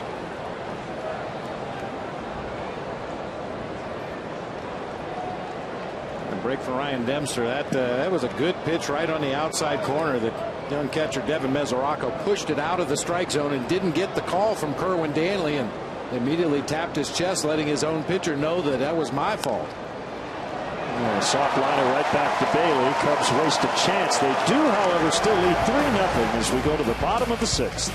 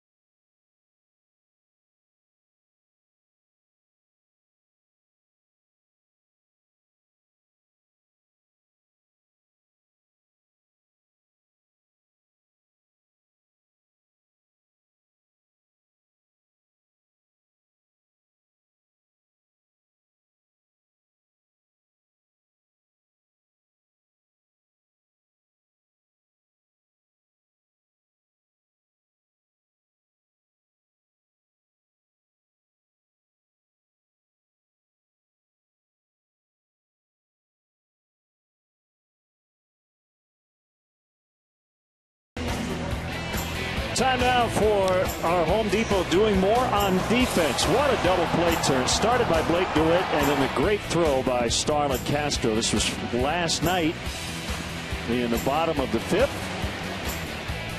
Our Home Depot doing more on defense. A lot of great things about that defensive play, but the Starlin Castro throw really made it for me. It looked like the Cubs were going to get one out at second base, and Starlin refused to give up on the play and fired that ball over there underhanded right on the money. Well, Ryan Dempster back from the DL on his 35th birthday, leading 3-0. I don't think Dale Swain's going to push him too deep, considering he has missed a couple of weeks. 73 pitches through 5.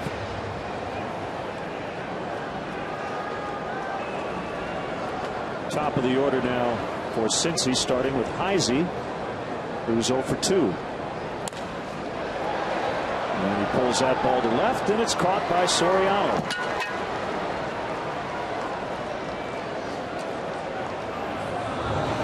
He's kept this Reds offense just a little off balance.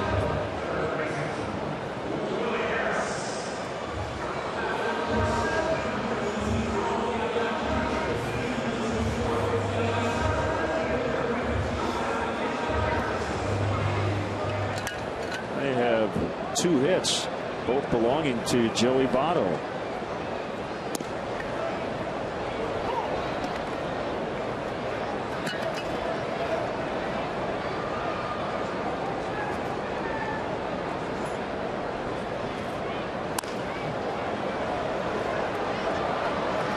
Barney, 2 quick outs.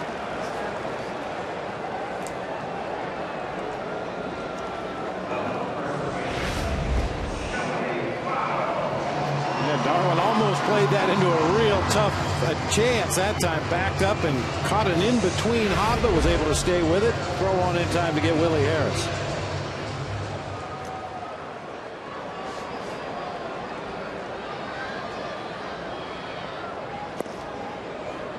Swing and a miss on a splitter.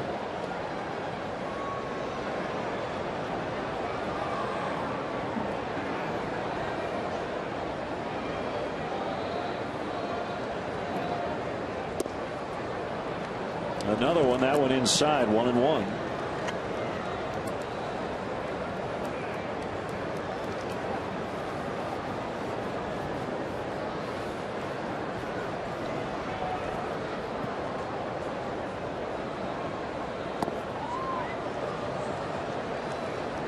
key is that he's gotten everybody around Votto in this game.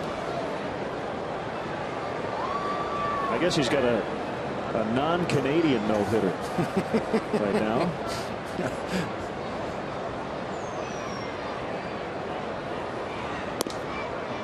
Outside corner. 2-2.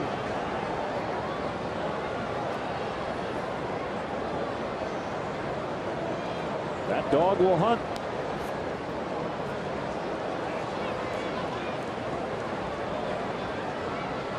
In his element.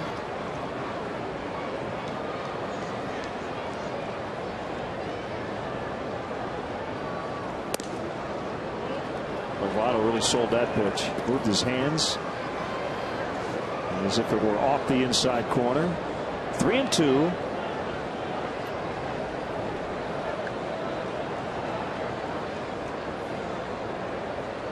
Swing and a miss.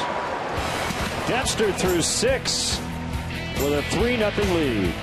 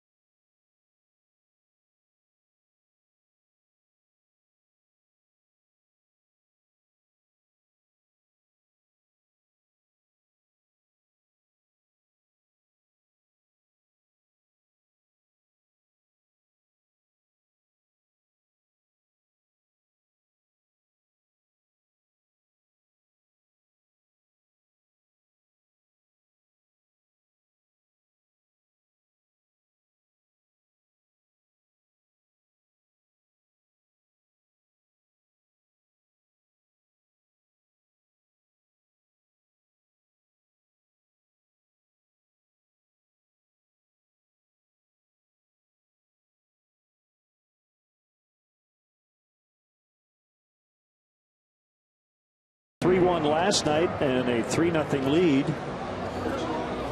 going into the final 3 innings tonight, or today I should say, as Jose Arredondo will take over for Homer Bailey, who went 6 innings, gave up 3 runs. Fastball splitter combination from Arredondo. Also throws a slider occasionally. He likes his split-fingered fastball. He threw it over half the time last year. Over 51% of the pitches he threw were splitters. Top of the order. And low to DeJesus. Cubs started the year 3-11. Trying to improve to 7-4 since.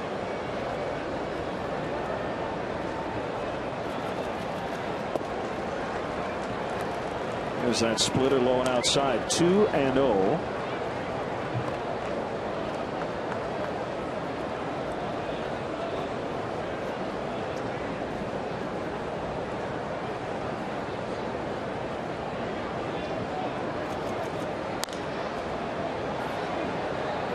Ludwig over toward the line and in foul territory makes the catch as he bangs that right shoulder into the wall.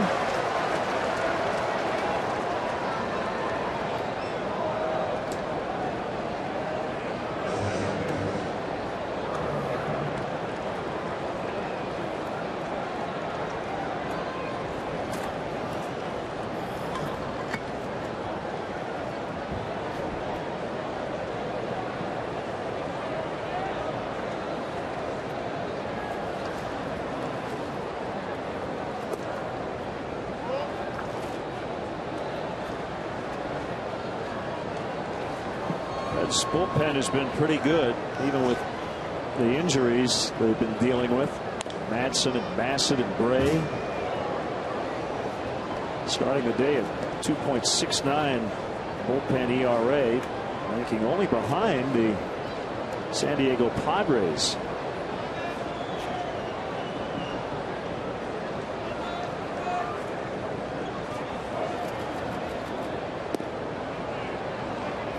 Yeah, we told you that Arredondo likes to throw that splitter. It's usually in the low to mid 80s as far as velocity. His fastball is in the low 90s, and the Reds continue to play Darwin Barney as an opposite field hitter.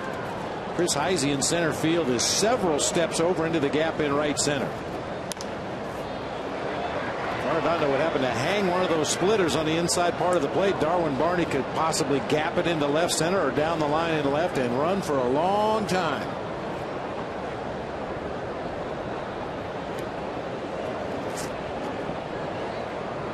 We've talked a lot about spray charts this year and defensive positioning, and the guy standing out there on the mound has a lot to say about where the opposing hitters put the ball in play.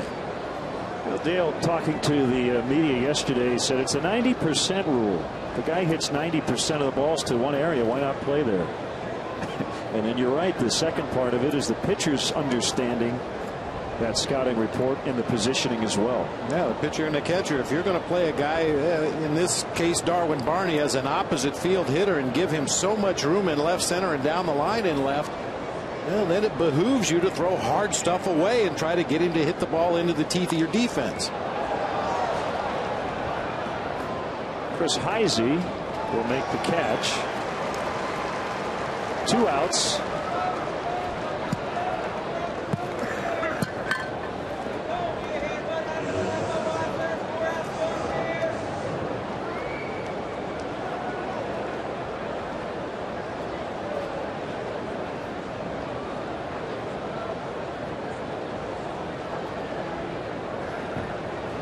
I've got to mention this on the heels of Jared Weaver's no-hitter. You go back to 2008 when Arredondo was Weaver's teammate.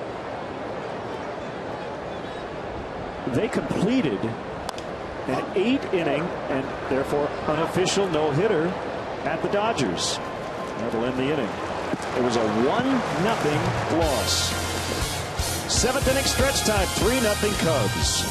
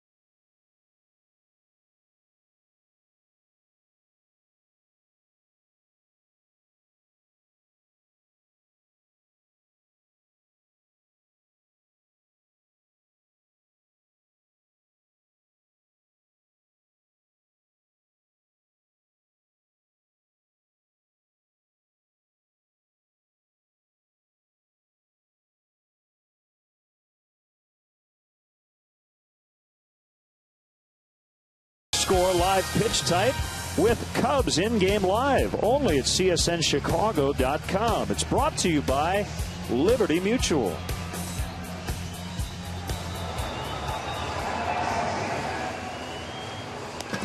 Ryan Dempster working into the 7th, looking for his first win of 2012. He could be 3-0, but he's 0-1.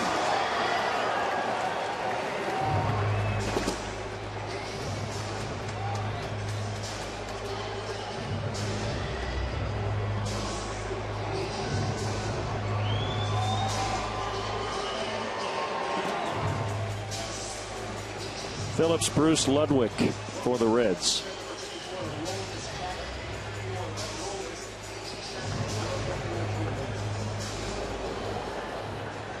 Rafael Dolis is up in the Cubs bullpen. And the slider misses high on Phillips.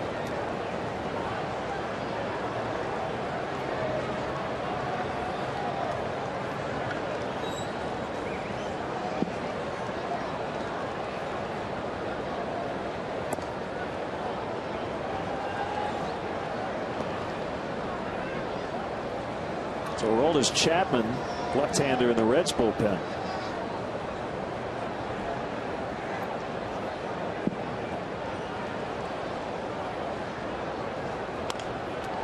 Knocked down by Dempster, the glove save, as it were, and he gets Phillips. A kick save and a glove save.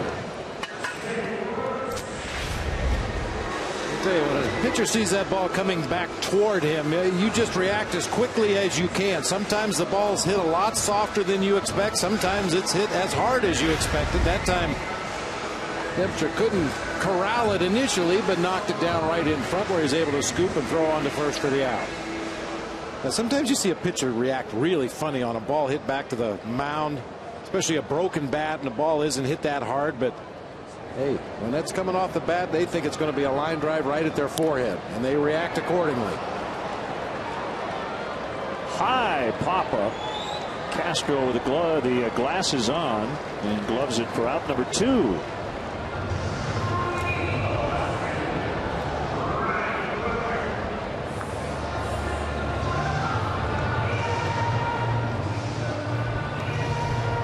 I'll tell you, the Reds in this abbreviated 2-game series have really been aggressive against every Cubs pitcher. A lot of first and second pitch at bats, quick outs, quick innings, gets their team right back in that third base dugout.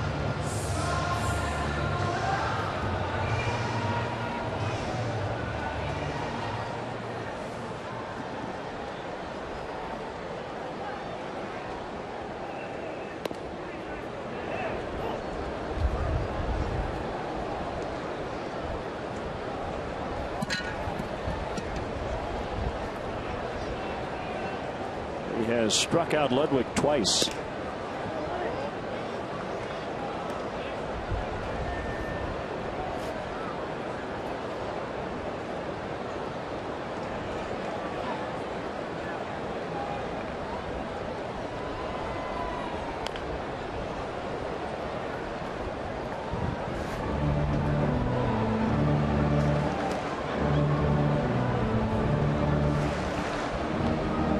Seems like all the contact the Reds have made has been about an inch or two away from the sweet spot.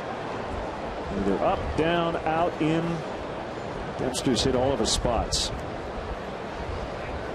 Yeah, with a little late movement, that's usually the good indicator that you have some late movement, is guys just don't square it up. That one not squared up, and it'll end up a base hit. A blooper to right for Ludwig.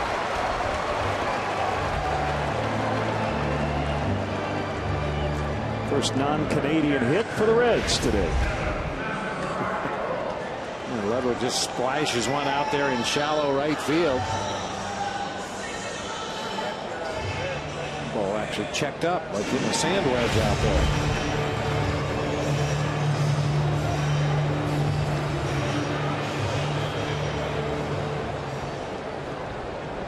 Whose sand wedge? Not mine. I said sandwich. Oh, okay. That I know. You ever see a sandwich bounce? No.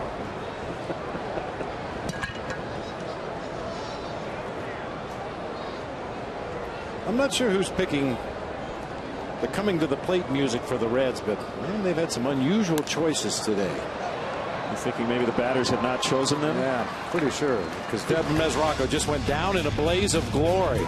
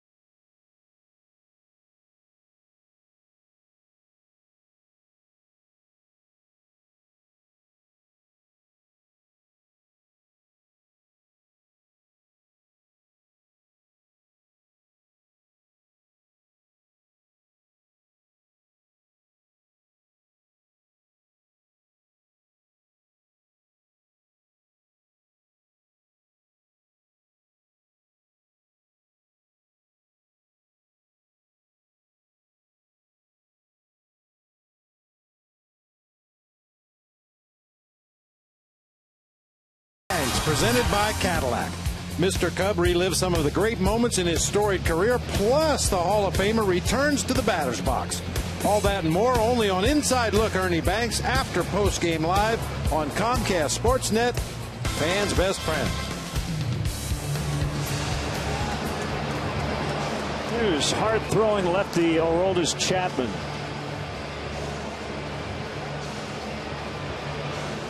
Jose Arredondo with a 1-2-3-7. Look at the strikeouts to walks. 21 punch-outs, 4 walks in 12 1/3 innings.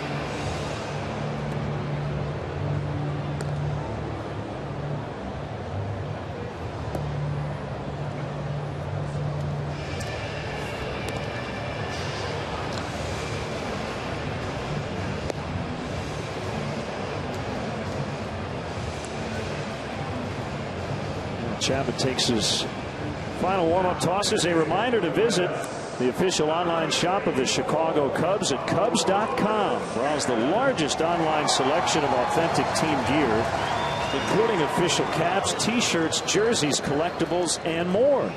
Get your team gear straight from the source. Shop the Cubs.com shop.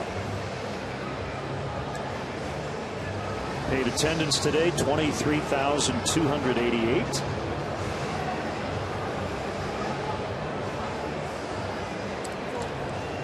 Fans wearing red haven't had a whole lot to cheer about.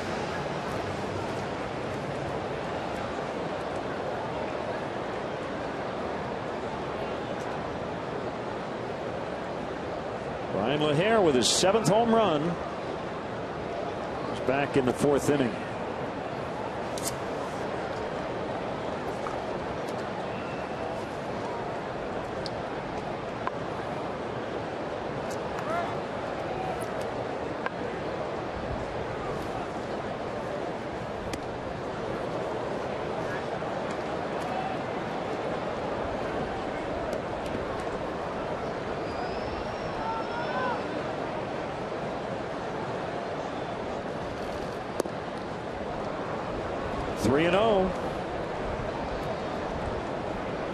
Fastball sitting in the mid-90s.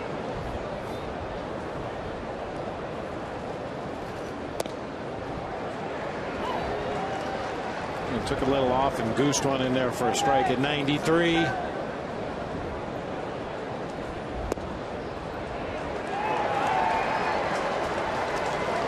His first year in the major leagues, Chapman's average fastball was clocked at 99.6. Last year, 97.9. And this year, it's down to 96.2. He's really losing some fastball. Managers in the National League have rated his fastball as the best in the league. He's tied with Oakland's Ryan Cook for the most innings by a reliever, who hasn't allowed a run. 12.1 or 12 1/3 innings. Going into today. 3-2 on LaHair with Soriano on deck.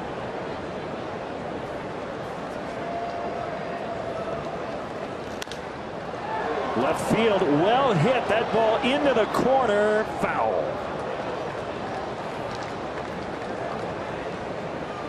Yeah, the combination of the side English on that ball and a little bit of wind pushing in that direction, just enough to push that ball into foul territory.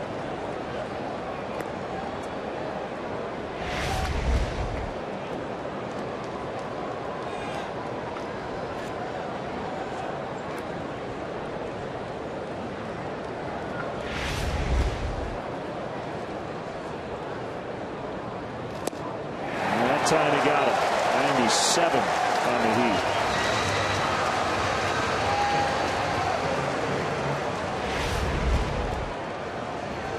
Yeah, Chapman got the better of this one after falling behind. This relies on that high velocity fastball to get himself back into the count and then ultimately put Brian LaHair away. Gave him a good battle, though. 9 pitches. And here's Soriano, 1 for 3. Cuban-born Chapman gets a foul strike. The Reds gave him a 6-year deal prior to 2010. In 2009, he defected from Cuba before a tournament in the Netherlands. Established residence in the Principality of Andorra, which is in the eastern Pyrenees Mountains next to Spain and France. I know you knew that, Bob, but I wanted to tell anybody else who didn't. Valdez scoops, 2 outs. The story goes that before Chapman signed with the Reds, he knew very little about the major leagues, had never watched a game on TV, had to look at a map just to see where all the teams played.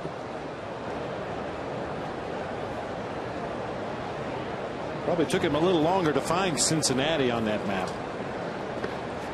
Yeah. New York, LA, Chicago. Yeah, gotcha. Cincinnati. It's kind of over there by Indiana and Kentucky and Ohio. You need a GPS.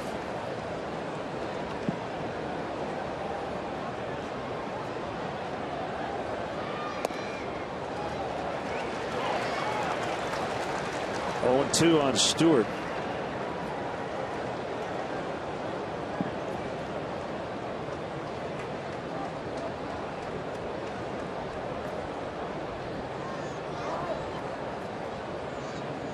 I also know that you know that Andorra is the 6th smallest country in Europe.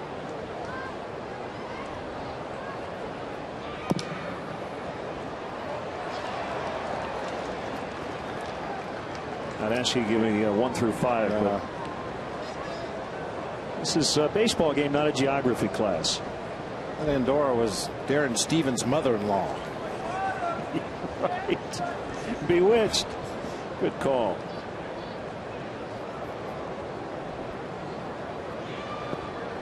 And he struck him out. 2 Ks for Chapman in the inning. Still 3-0 Cubs in the 8th.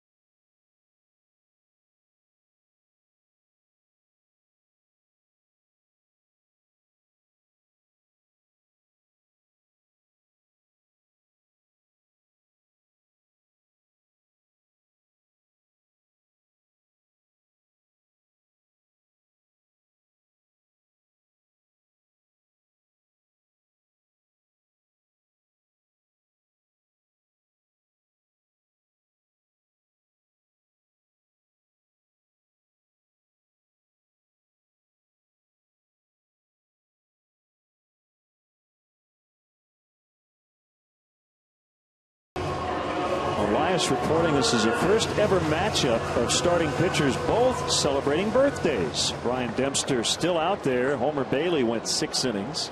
Bailey turning 26. Dempster's 35. And a strike on Wilson Valdez. How about the starting pitchers for the Cubs in this series? Wow. That's good. That'll get it done. And a roller sending Barney to his left. He gets Valdez. Defensive change in the Cubs outfield. as Reed Johnson goes from center to left.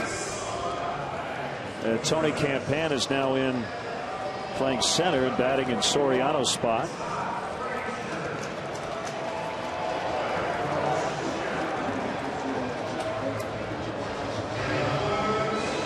Here's Todd Frazier pinch hitting for Chapman. The Reds pinch hitters have been really good. They're 5 for their last 8. Frazier's had 5 pinch hit appearances. An RBI triple, a double, a single, a triple, and a walk. How about that?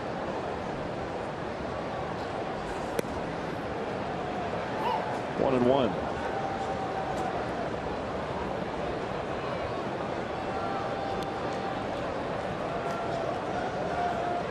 Bob, you and I have been watching Ryan Dempster pitch for a long time, and he has been as good as we've seen him here today.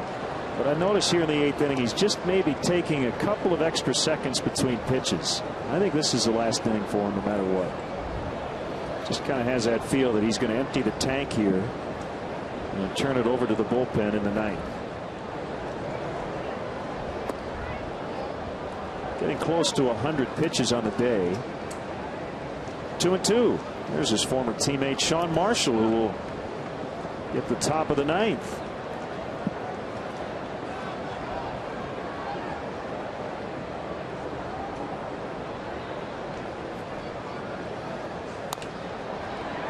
One hopper to Stewart. 2 away.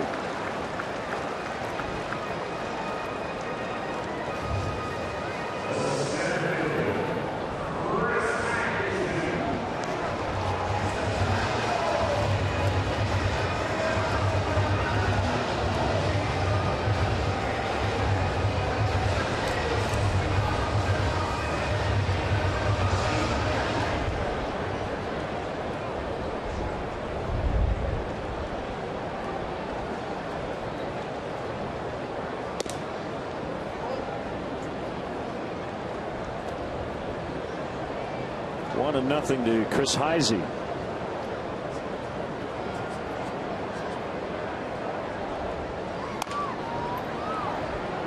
Dempster over to cover first, gets the flip from LaHair. Heisey slams his helmet down. Dempster on his 100th pitch, might have been his final one, but man, has he been good.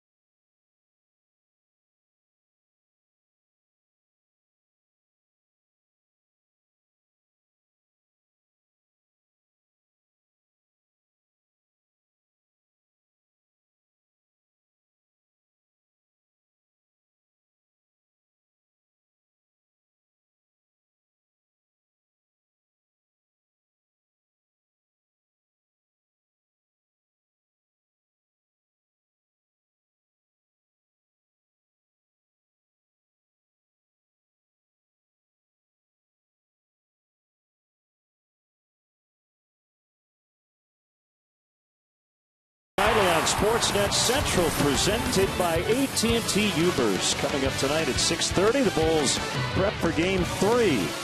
Also a Sox-Indians preview and a recap of this one here in Cincinnati. Join Pat and Mark for Sportsnet Central, presented by AT&T Ubers. Tonight at 6:30, only on Comcast Sportsnet. Fans' best friend.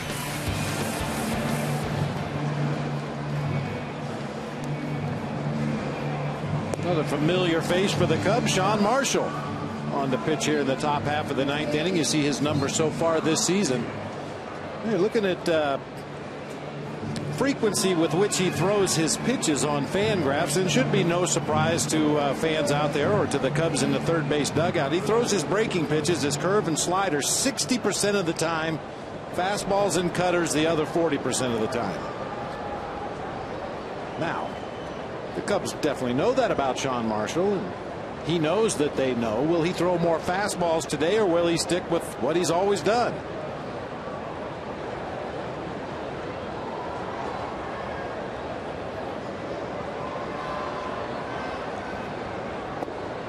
Into the closer's role because Ryan Madson had Tommy John surgery and will not throw a pitch for the Reds this year.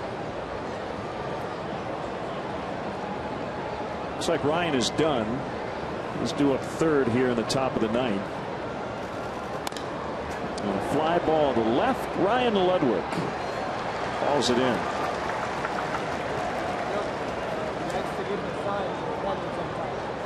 They'll bring up Soto. Marmol ready for his second save chance in as many days.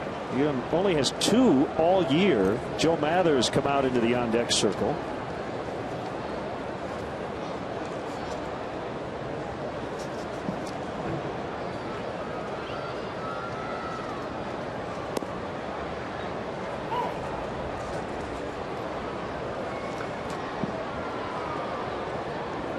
Three Cubs runs, all on home runs. They've scored 6 in the series on 5 solo home runs.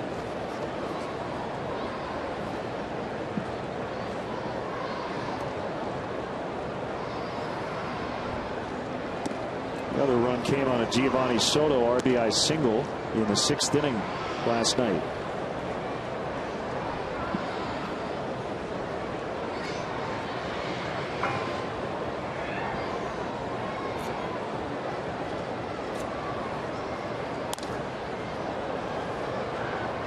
He will come in.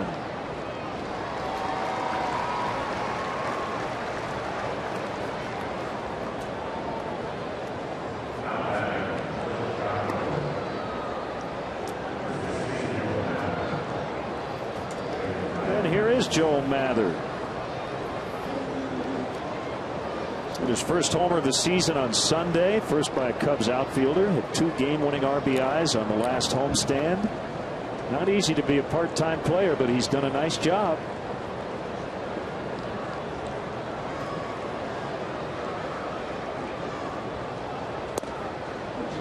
And really, all you can do as an extra man is to make sure you get plenty of pregame work in. Joe does that. A lot of time in the cage, doing tee work, one-hand drills. Gets out here during batting practice and power shags balls off the bat to keep his eye in the outfield. Takes ground balls at third, takes ground balls at first. Even though he's not in the starting lineup a lot, he is very busy pregame.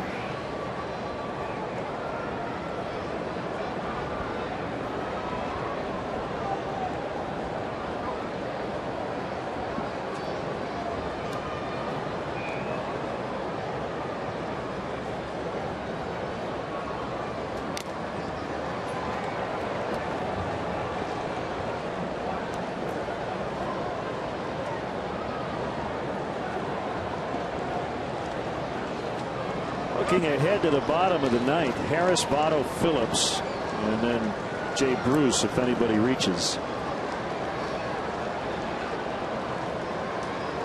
Dusty's got a bench chock full of veteran starters not in the lineup. We may not see any of them considering where their lineup is at the moment. It's got Scott Rowland, Drew Stubbs, Ryan Hannigan, the rookie Zach Cozart. All getting the day off to this point.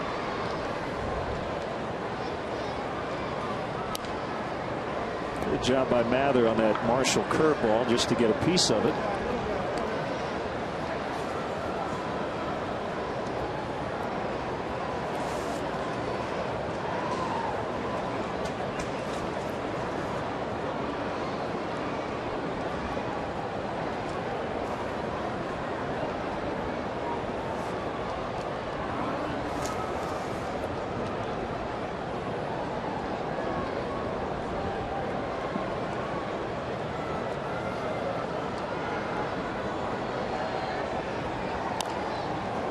will be foul.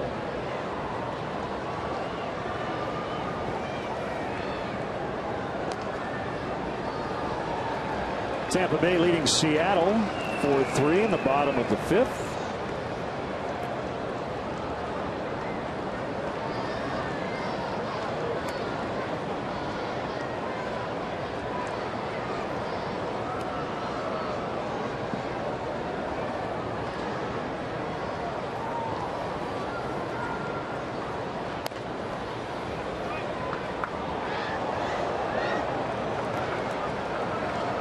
Back to the National League. St. Louis leading Pittsburgh 2-0. They're in the top of the 4th.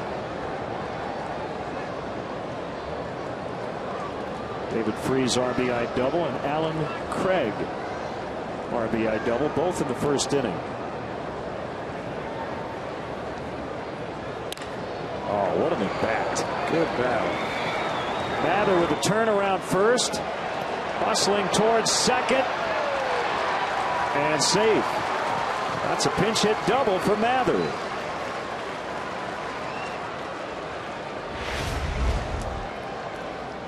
They stayed alive in that at bat just long enough to get a mistake breaking ball from Sean Marshall that hung up on the outer part of the plate. Pulled a number of breaking pitches, foul down that third baseline, and this is just a hustle double on the part of Joe Mather. With 2 outs in the inning, gets himself into scoring position here for David DeJesus.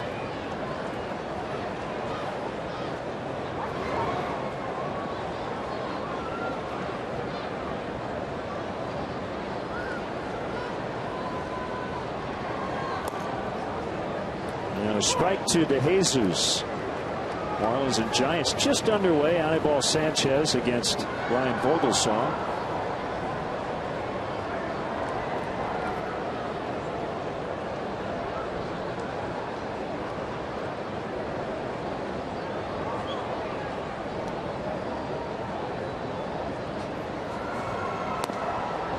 Low and outside.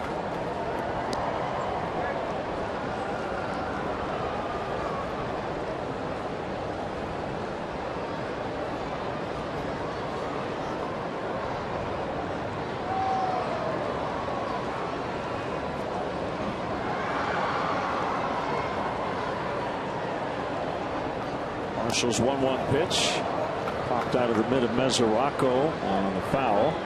1-2.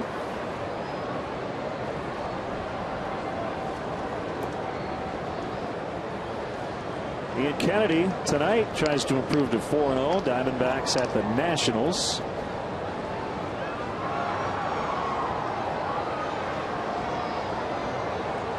See if Dan Herron can follow up what Jared Weaver did last night, as he faces Brandon Morrow of the Blue Jays in Anaheim.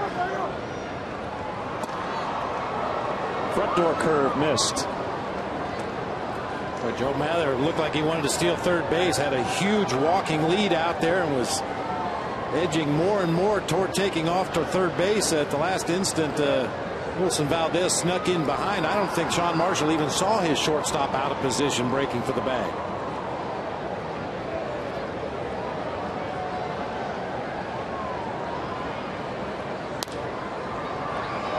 This would be foul. Bad news for the Brewers. Matt Gamble reportedly needs surgery on his right knee. They just recently lost Chris Narveson, one of their starters. Mentioned the Giants. Pablo Sandoval will have surgery for a fractured left hamate bone. It's near the wrist, so he's going to be out 4 to 6 weeks. Fly ball left field. Ryan Ludwig circling, and that's the inning. We go to the bottom of the 9th. Carlos Marmol on for the save chance.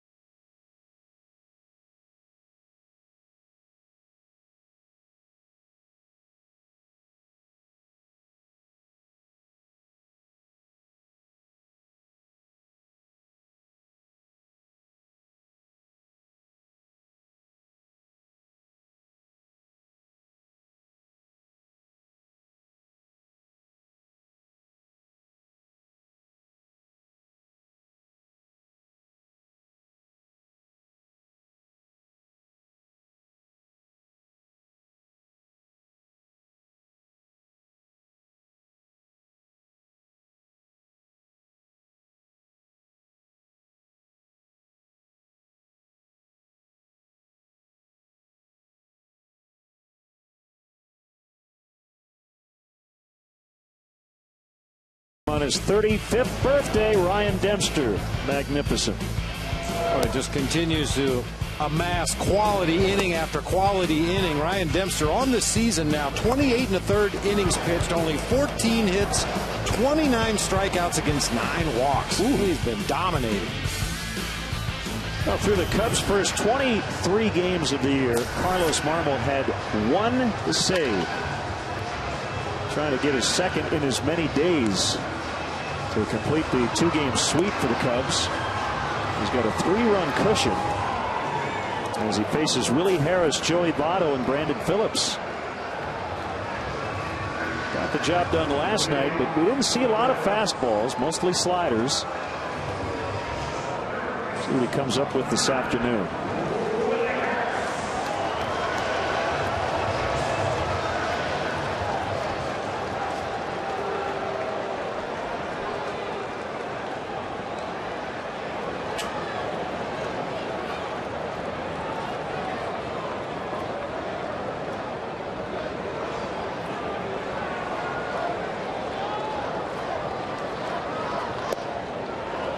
Fastball high.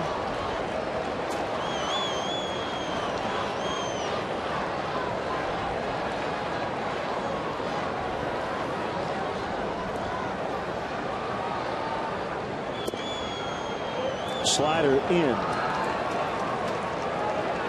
Harris 2 for 4 with a double and a walk against Carlos Marmol.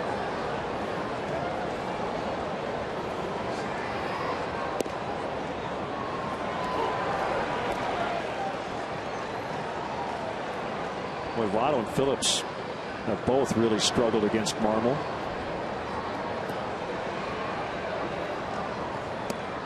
And Harris shows bunt, but wasn't going to make contact. And he gets ball 3, 3-1.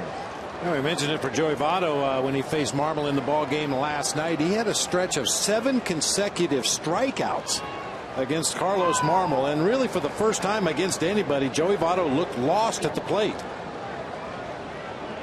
Fly deep to the warning track and left last night. And that's a leadoff walk.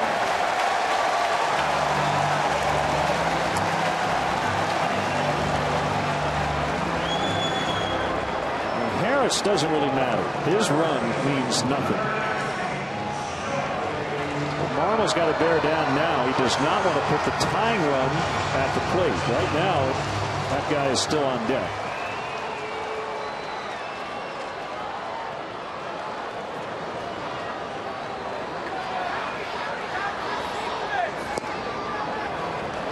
Would you consider, I know you want to keep the double play in order, would you consider playing LaHair behind Harris in this spot with Votto at the plate, or no?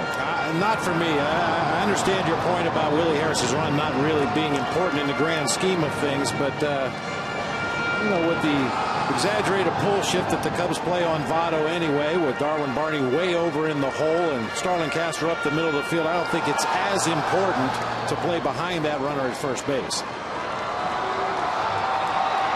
I like keeping that double play in order regardless of game situation.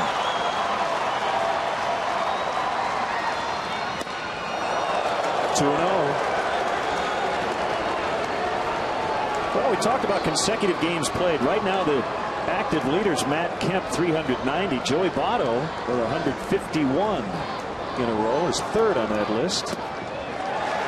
3-0. Now it's a problem. Well, so far you could play Brian LaHair up in the stands on the first base side. You got to throw strikes, quality strikes here. Votto might take 2 because even a home run, he knows, just gets the Reds within 1. Well, that missed badly. Back-to-back walks to start the inning.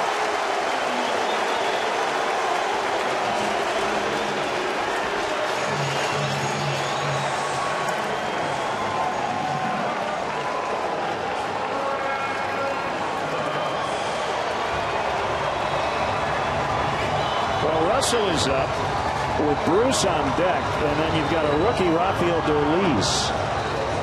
So those guys are the safety net. But Chris Bosio is trying to get his closer straightened out here.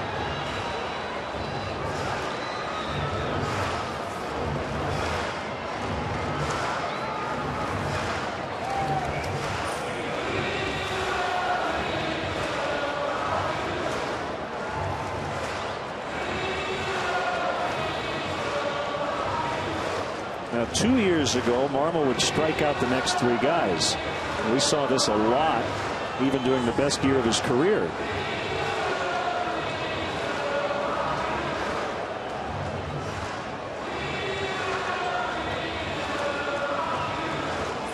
I think the biggest difference between Carlos Marmol when he was really good and some of the struggles he's had this year, he used to be able to throw that slider in any count, and more often than not he could throw it for a strike. This year he hasn't been able to spot his slider as well as he has in the past. It's been a pitch because it has been his go-to pitch in the past. He goes to it now, but it's not there for him. That year I mentioned his strikeout rate 16 per 9 innings. Borderline pitch called a strike. Ooh. This year it's 8.3, which isn't bad at all, but way down from 2 years ago. Well, thank you, Kerwin Danley. Yeah, yes, indeed. See if he can take advantage.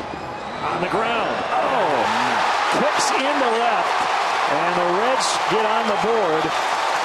Ian Stewart was thinking 5-3 double play. Instead, they get no outs. And the tying runs are on base.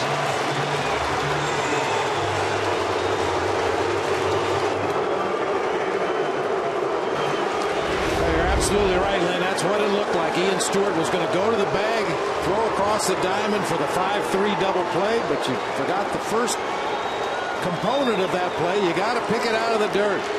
Hit off the thumb of his glove and trickled out into left field. Jay Bruce base hit. Bottle will be held by Mark Berry. Now the bases are loaded with nobody out. A walk, another walk, an error, and a base hit. And all kinds of trouble for Marmol. By the way, Ian Stewart with just his second error. He committed one on opening day and had gone 21 consecutive starts without one.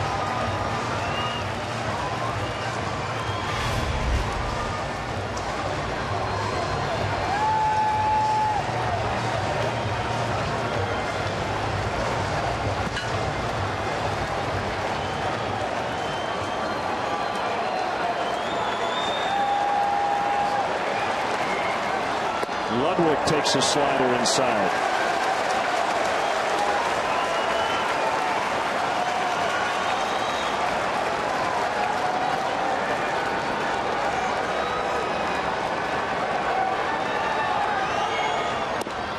Takes a slider outside.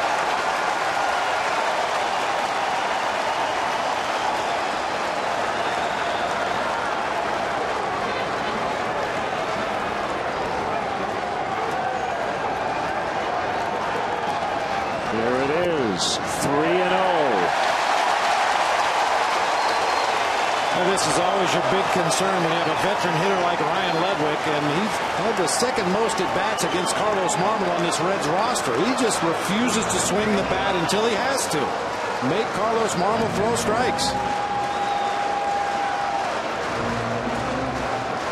And we've also seen, Bob, the pacifier for Carlos is the slider. He's thrown 3 in a row. And when he has to make a pitch, that's the pitch he's almost 90% of the time he's going to throw.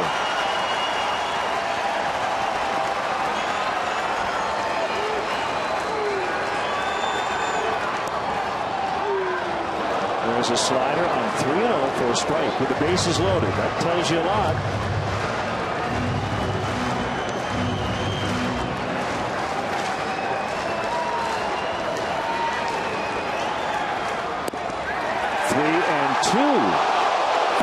Consecutive sliders, 3 balls, 2 strikes. Ludwig tried to walk out of the box there and influence Kerwin Danley, but that slider is right at the top of the strike zone. That's definitely not where you want to throw it, but we'll take it. A run in, nobody out, and the bases are loaded. Botto at third, Phillips at second, Bruce at first. A huge 3-2 pitch. Ball 4 inside. Bases still loaded. 3-2.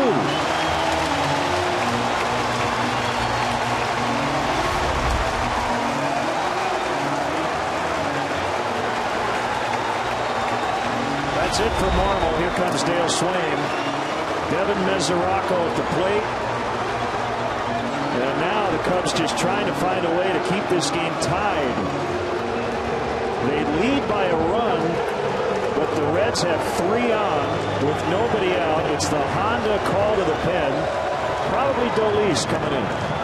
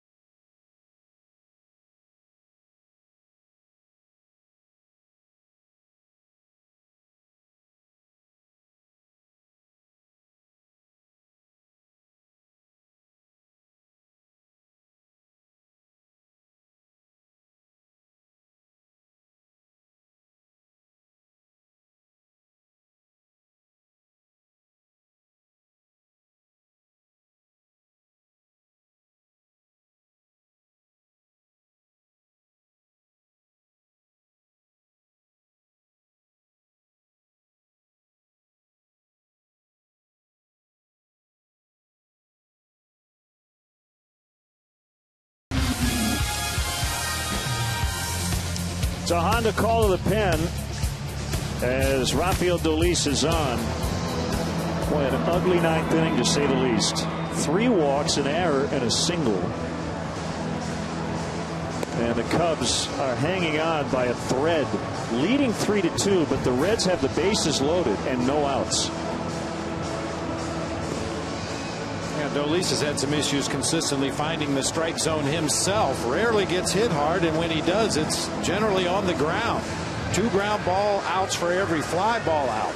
So in this spot, Bob, we've got to see what Dale Swain has in mind. Does any ground ball get thrown to the plate, or if you have a chance at a 5-4-3 or a 6-4-3, do you take it? That's the question. Yeah, we'll see how Dale plays it. Right now, Starlin Castro looks like he's playing at normal depth. Ryan LaHair doing the same thing over at first. Darwin Barney and Ian Stewart just retreating to their positions. It looks like they're going to play for 2 up the middle. In other words, if we're going to get a double play here, let's limit the damage, get to the 10th. Because if you play for the win here, you might lose the game.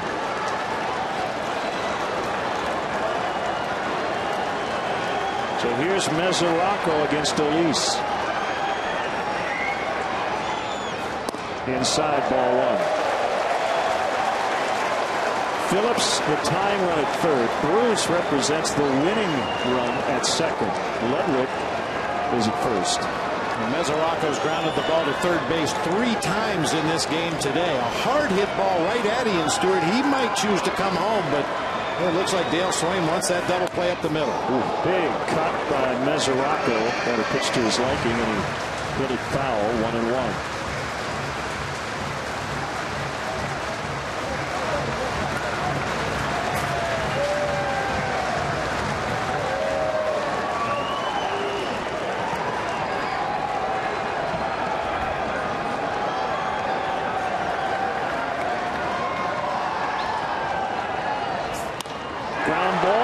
Try for the 6-4-3, and they will get it. The game is tied. No RBI for Mesoraco. Phillips is in. It's 3-3. So Bruce is in third with 2 outs.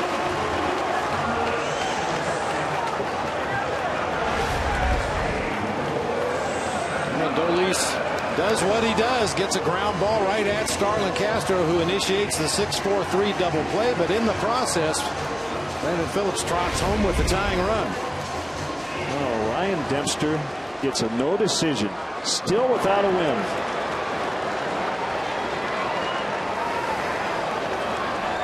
Wilson Valdez. Inside. Corner men in. Back up the middle with 2 outs.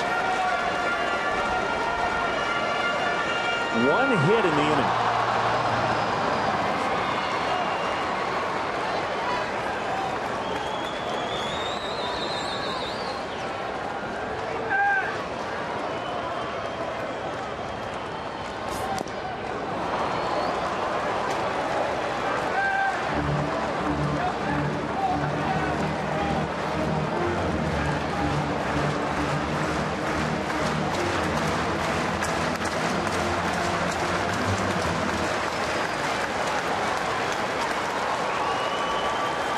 There's Hannigan on deck. He would hit in the pitcher's spot.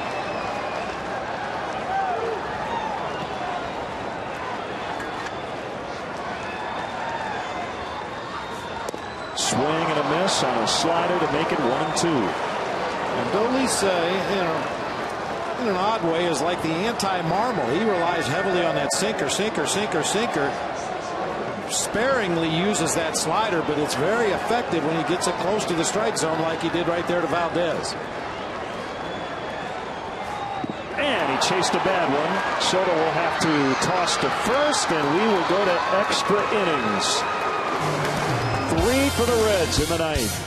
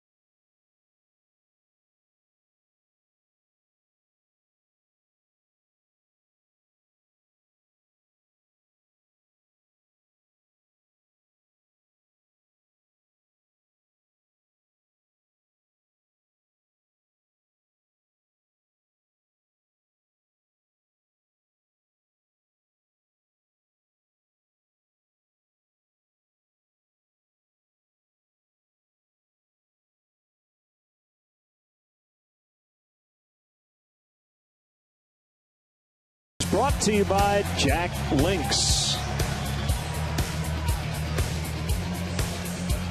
3 runs in the ninth, 2 unearned because of the Ian Stewart error. Changes now for the Reds. Scott Rowland in to play third. Zach Cozart is at short. And the new Reds pitcher is tall right-hander Logan Ondrusek. He's been pretty good. Yeah. When you were asking earlier, Len, do you play in and cut off the run at home plate, or do you play back and hopefully get a tie and go into extra innings? As good as this Reds bullpen has been, it had to be a tough decision for Dale Swaim, because you just don't know if you're going to scratch anything out against this Reds bullpen.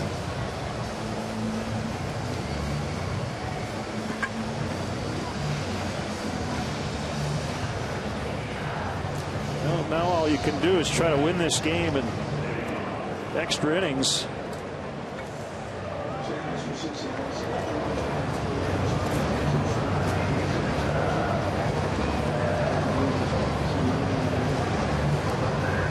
Darwin Barney will lead it off. Castro and LaHair also here in the 10th.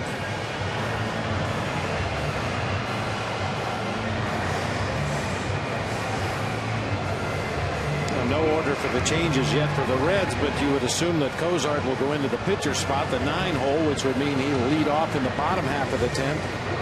Scott Rowland will probably go into Willie Harris' spot, number 2 in the lineup, and I'm guessing Ondrusek goes into the 8th spot, Valdez, who made the last out in the 9th. That's good guess.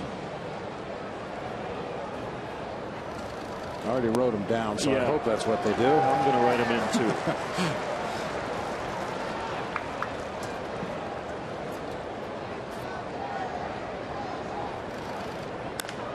Sharply hit, diving stop, Cozart.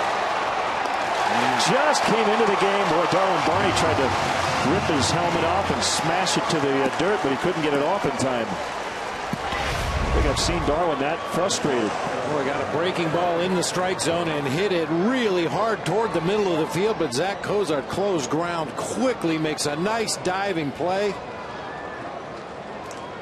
Not so sure Wilson Valdez would have made that play. I don't know if I've ever seen Darwin react this way. Oh, he's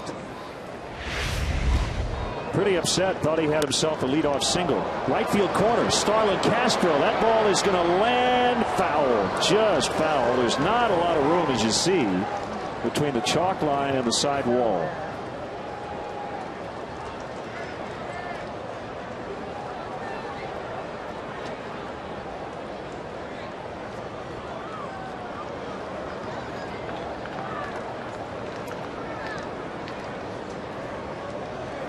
By the way, how about Rafael Dolis getting out of that jam, allowing just the tying run? Pressure situation, bases loaded, nobody out, gets the double play and the strikeout. Yeah, Dolis has a chance to be a really special late inning reliever if he can just find that zone a little more consistently. A pop-up behind the plate. Mesoraco has just enough space.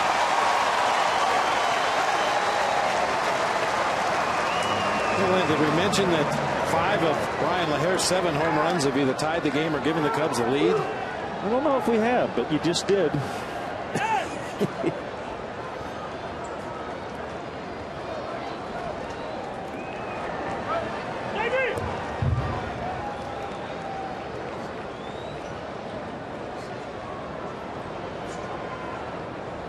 Two outs, nobody on, and LaHair takes a fastball low and away.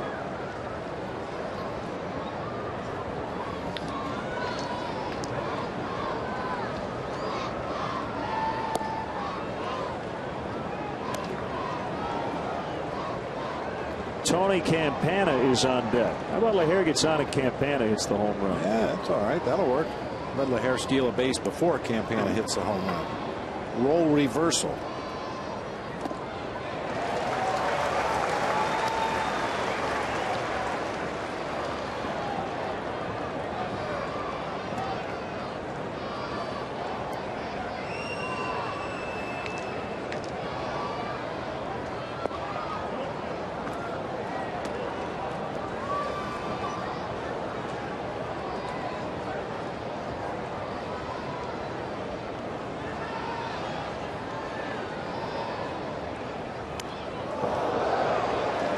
Wasn't even close. So LaHair is on.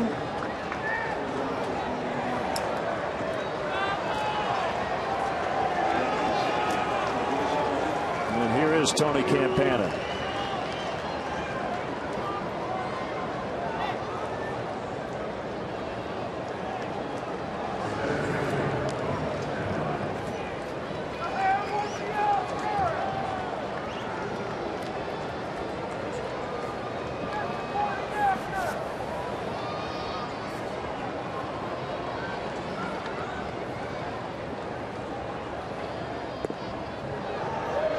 LaHair got caught off first, but Votto wasn't that close to the bag on that bunt attempt.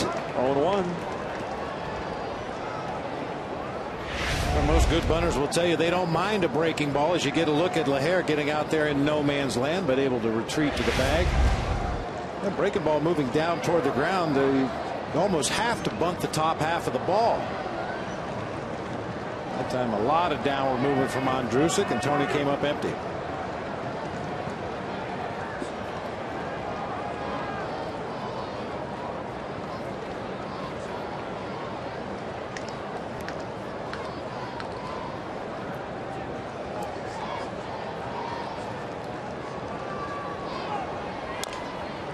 High chopper, and a throw to first just in time to get Campana. 2-out walk, no runs. Bottom 10 coming up, 3-3.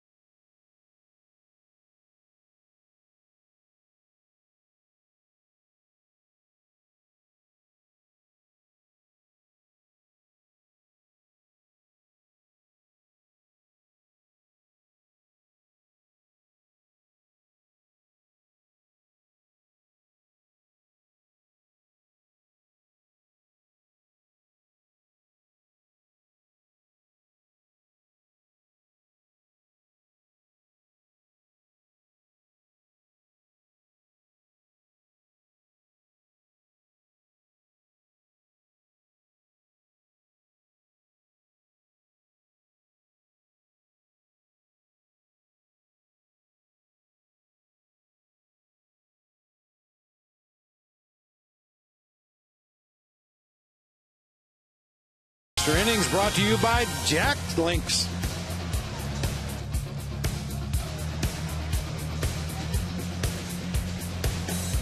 Well, Rafael Dolis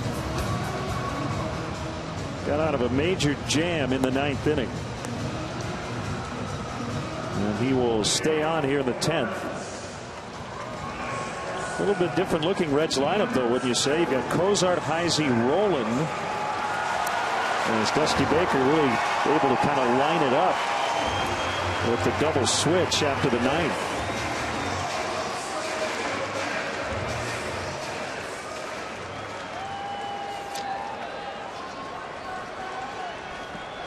Well, one of the quirky rules of baseball, Dolis gets the blown save because he was on the mound when the tying run scored. That's why you have to take that statistic with a huge grain of salt. Yeah.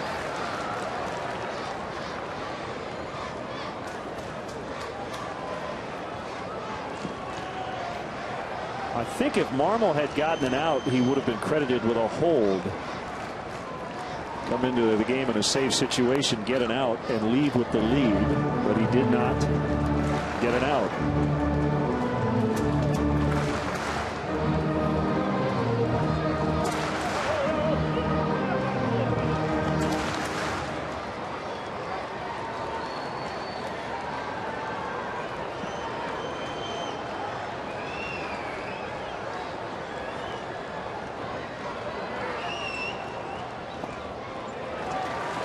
In the dirt, and it's 2-1.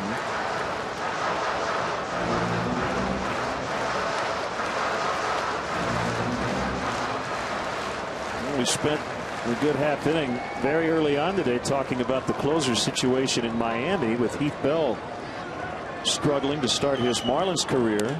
3-1. And going back to your managerial days, you talked about how hard it is when your closer struggles, but then you got to deal with the media stuff. You know, Dale's first question, no matter if the Cubs win this game or lose it, will be, is Marmol still your guy? Yeah. That's going to be the big topic going into the Dodgers series tomorrow.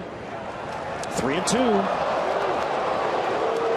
Yeah, it's a real balancing act, Glenn. I mean, obviously the Cubs need Carlos Marmol to be good and come in there and get the final 3 outs of the ball game.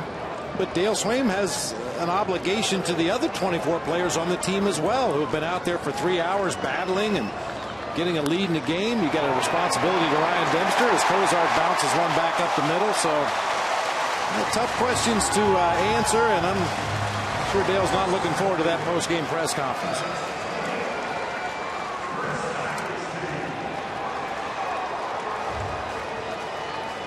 Here's Chris Heisey.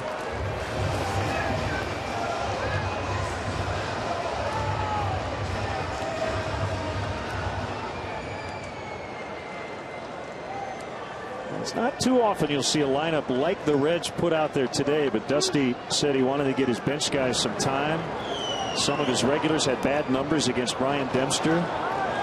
It didn't look too good for the home team going into the 9th inning. But the way it worked out, he's able to insert Cozart and Rolen. Cozart makes the great defensive play to start the top of the 10th, and now leads off the bottom of the inning with a single, and Scott Rolen's on deck.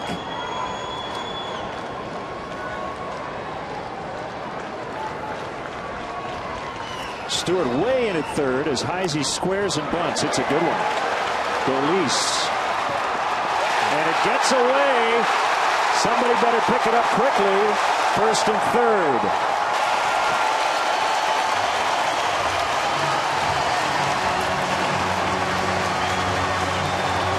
That sinker's an effective pitch when you throw it to home plate. Not so much when you throw it to first base on a bunt attempt. Dolis gets to the ball in pretty good shape. Ball tails right back into the runner, Darwin Barney. Got that left arm, the glove hand caught up as Chris Heisey ran by the bag at first. And Dale Swain coming out, Rolen at the plate. First and third, no outs. Sacrificing an error on Dolis.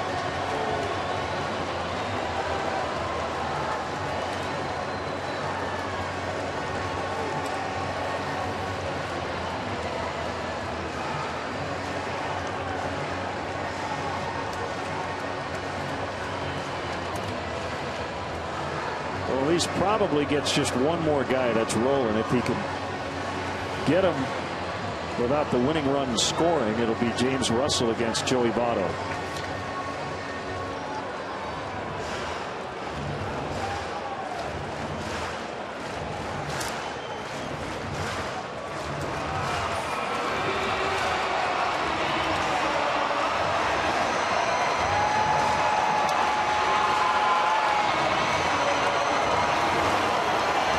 Since the bottom of the 9th started, we've seen 3 walks, 2 errors, and only 2 hits.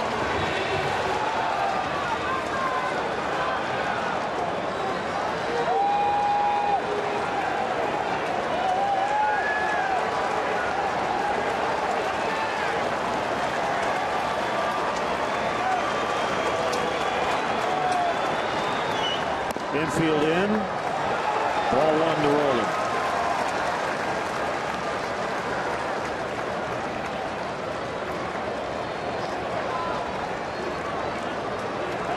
Outfield in.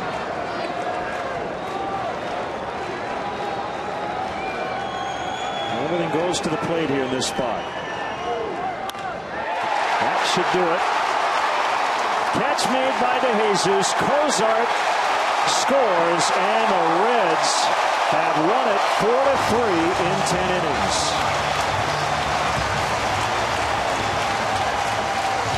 A sac fly by Scott Rolen. And the Cubs, who could not hold a 3-run lead in the 9th, lose it in 10 as the Reds earn a split.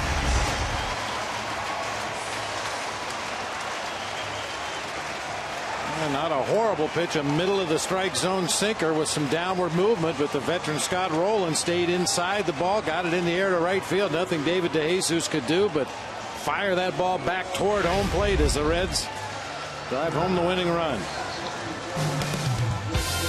So for Bob and our entire CSN crew, Len Casper saying so long from Cincinnati. The final score in 10 innings, the Reds 4 and the Cubs 3. We're back with you tomorrow, 12:30 for pregame live. We'll hit the air at 1 from Wrigley Field. Dodgers and Cubs in game 1. In-game scoring provided by ScorePad.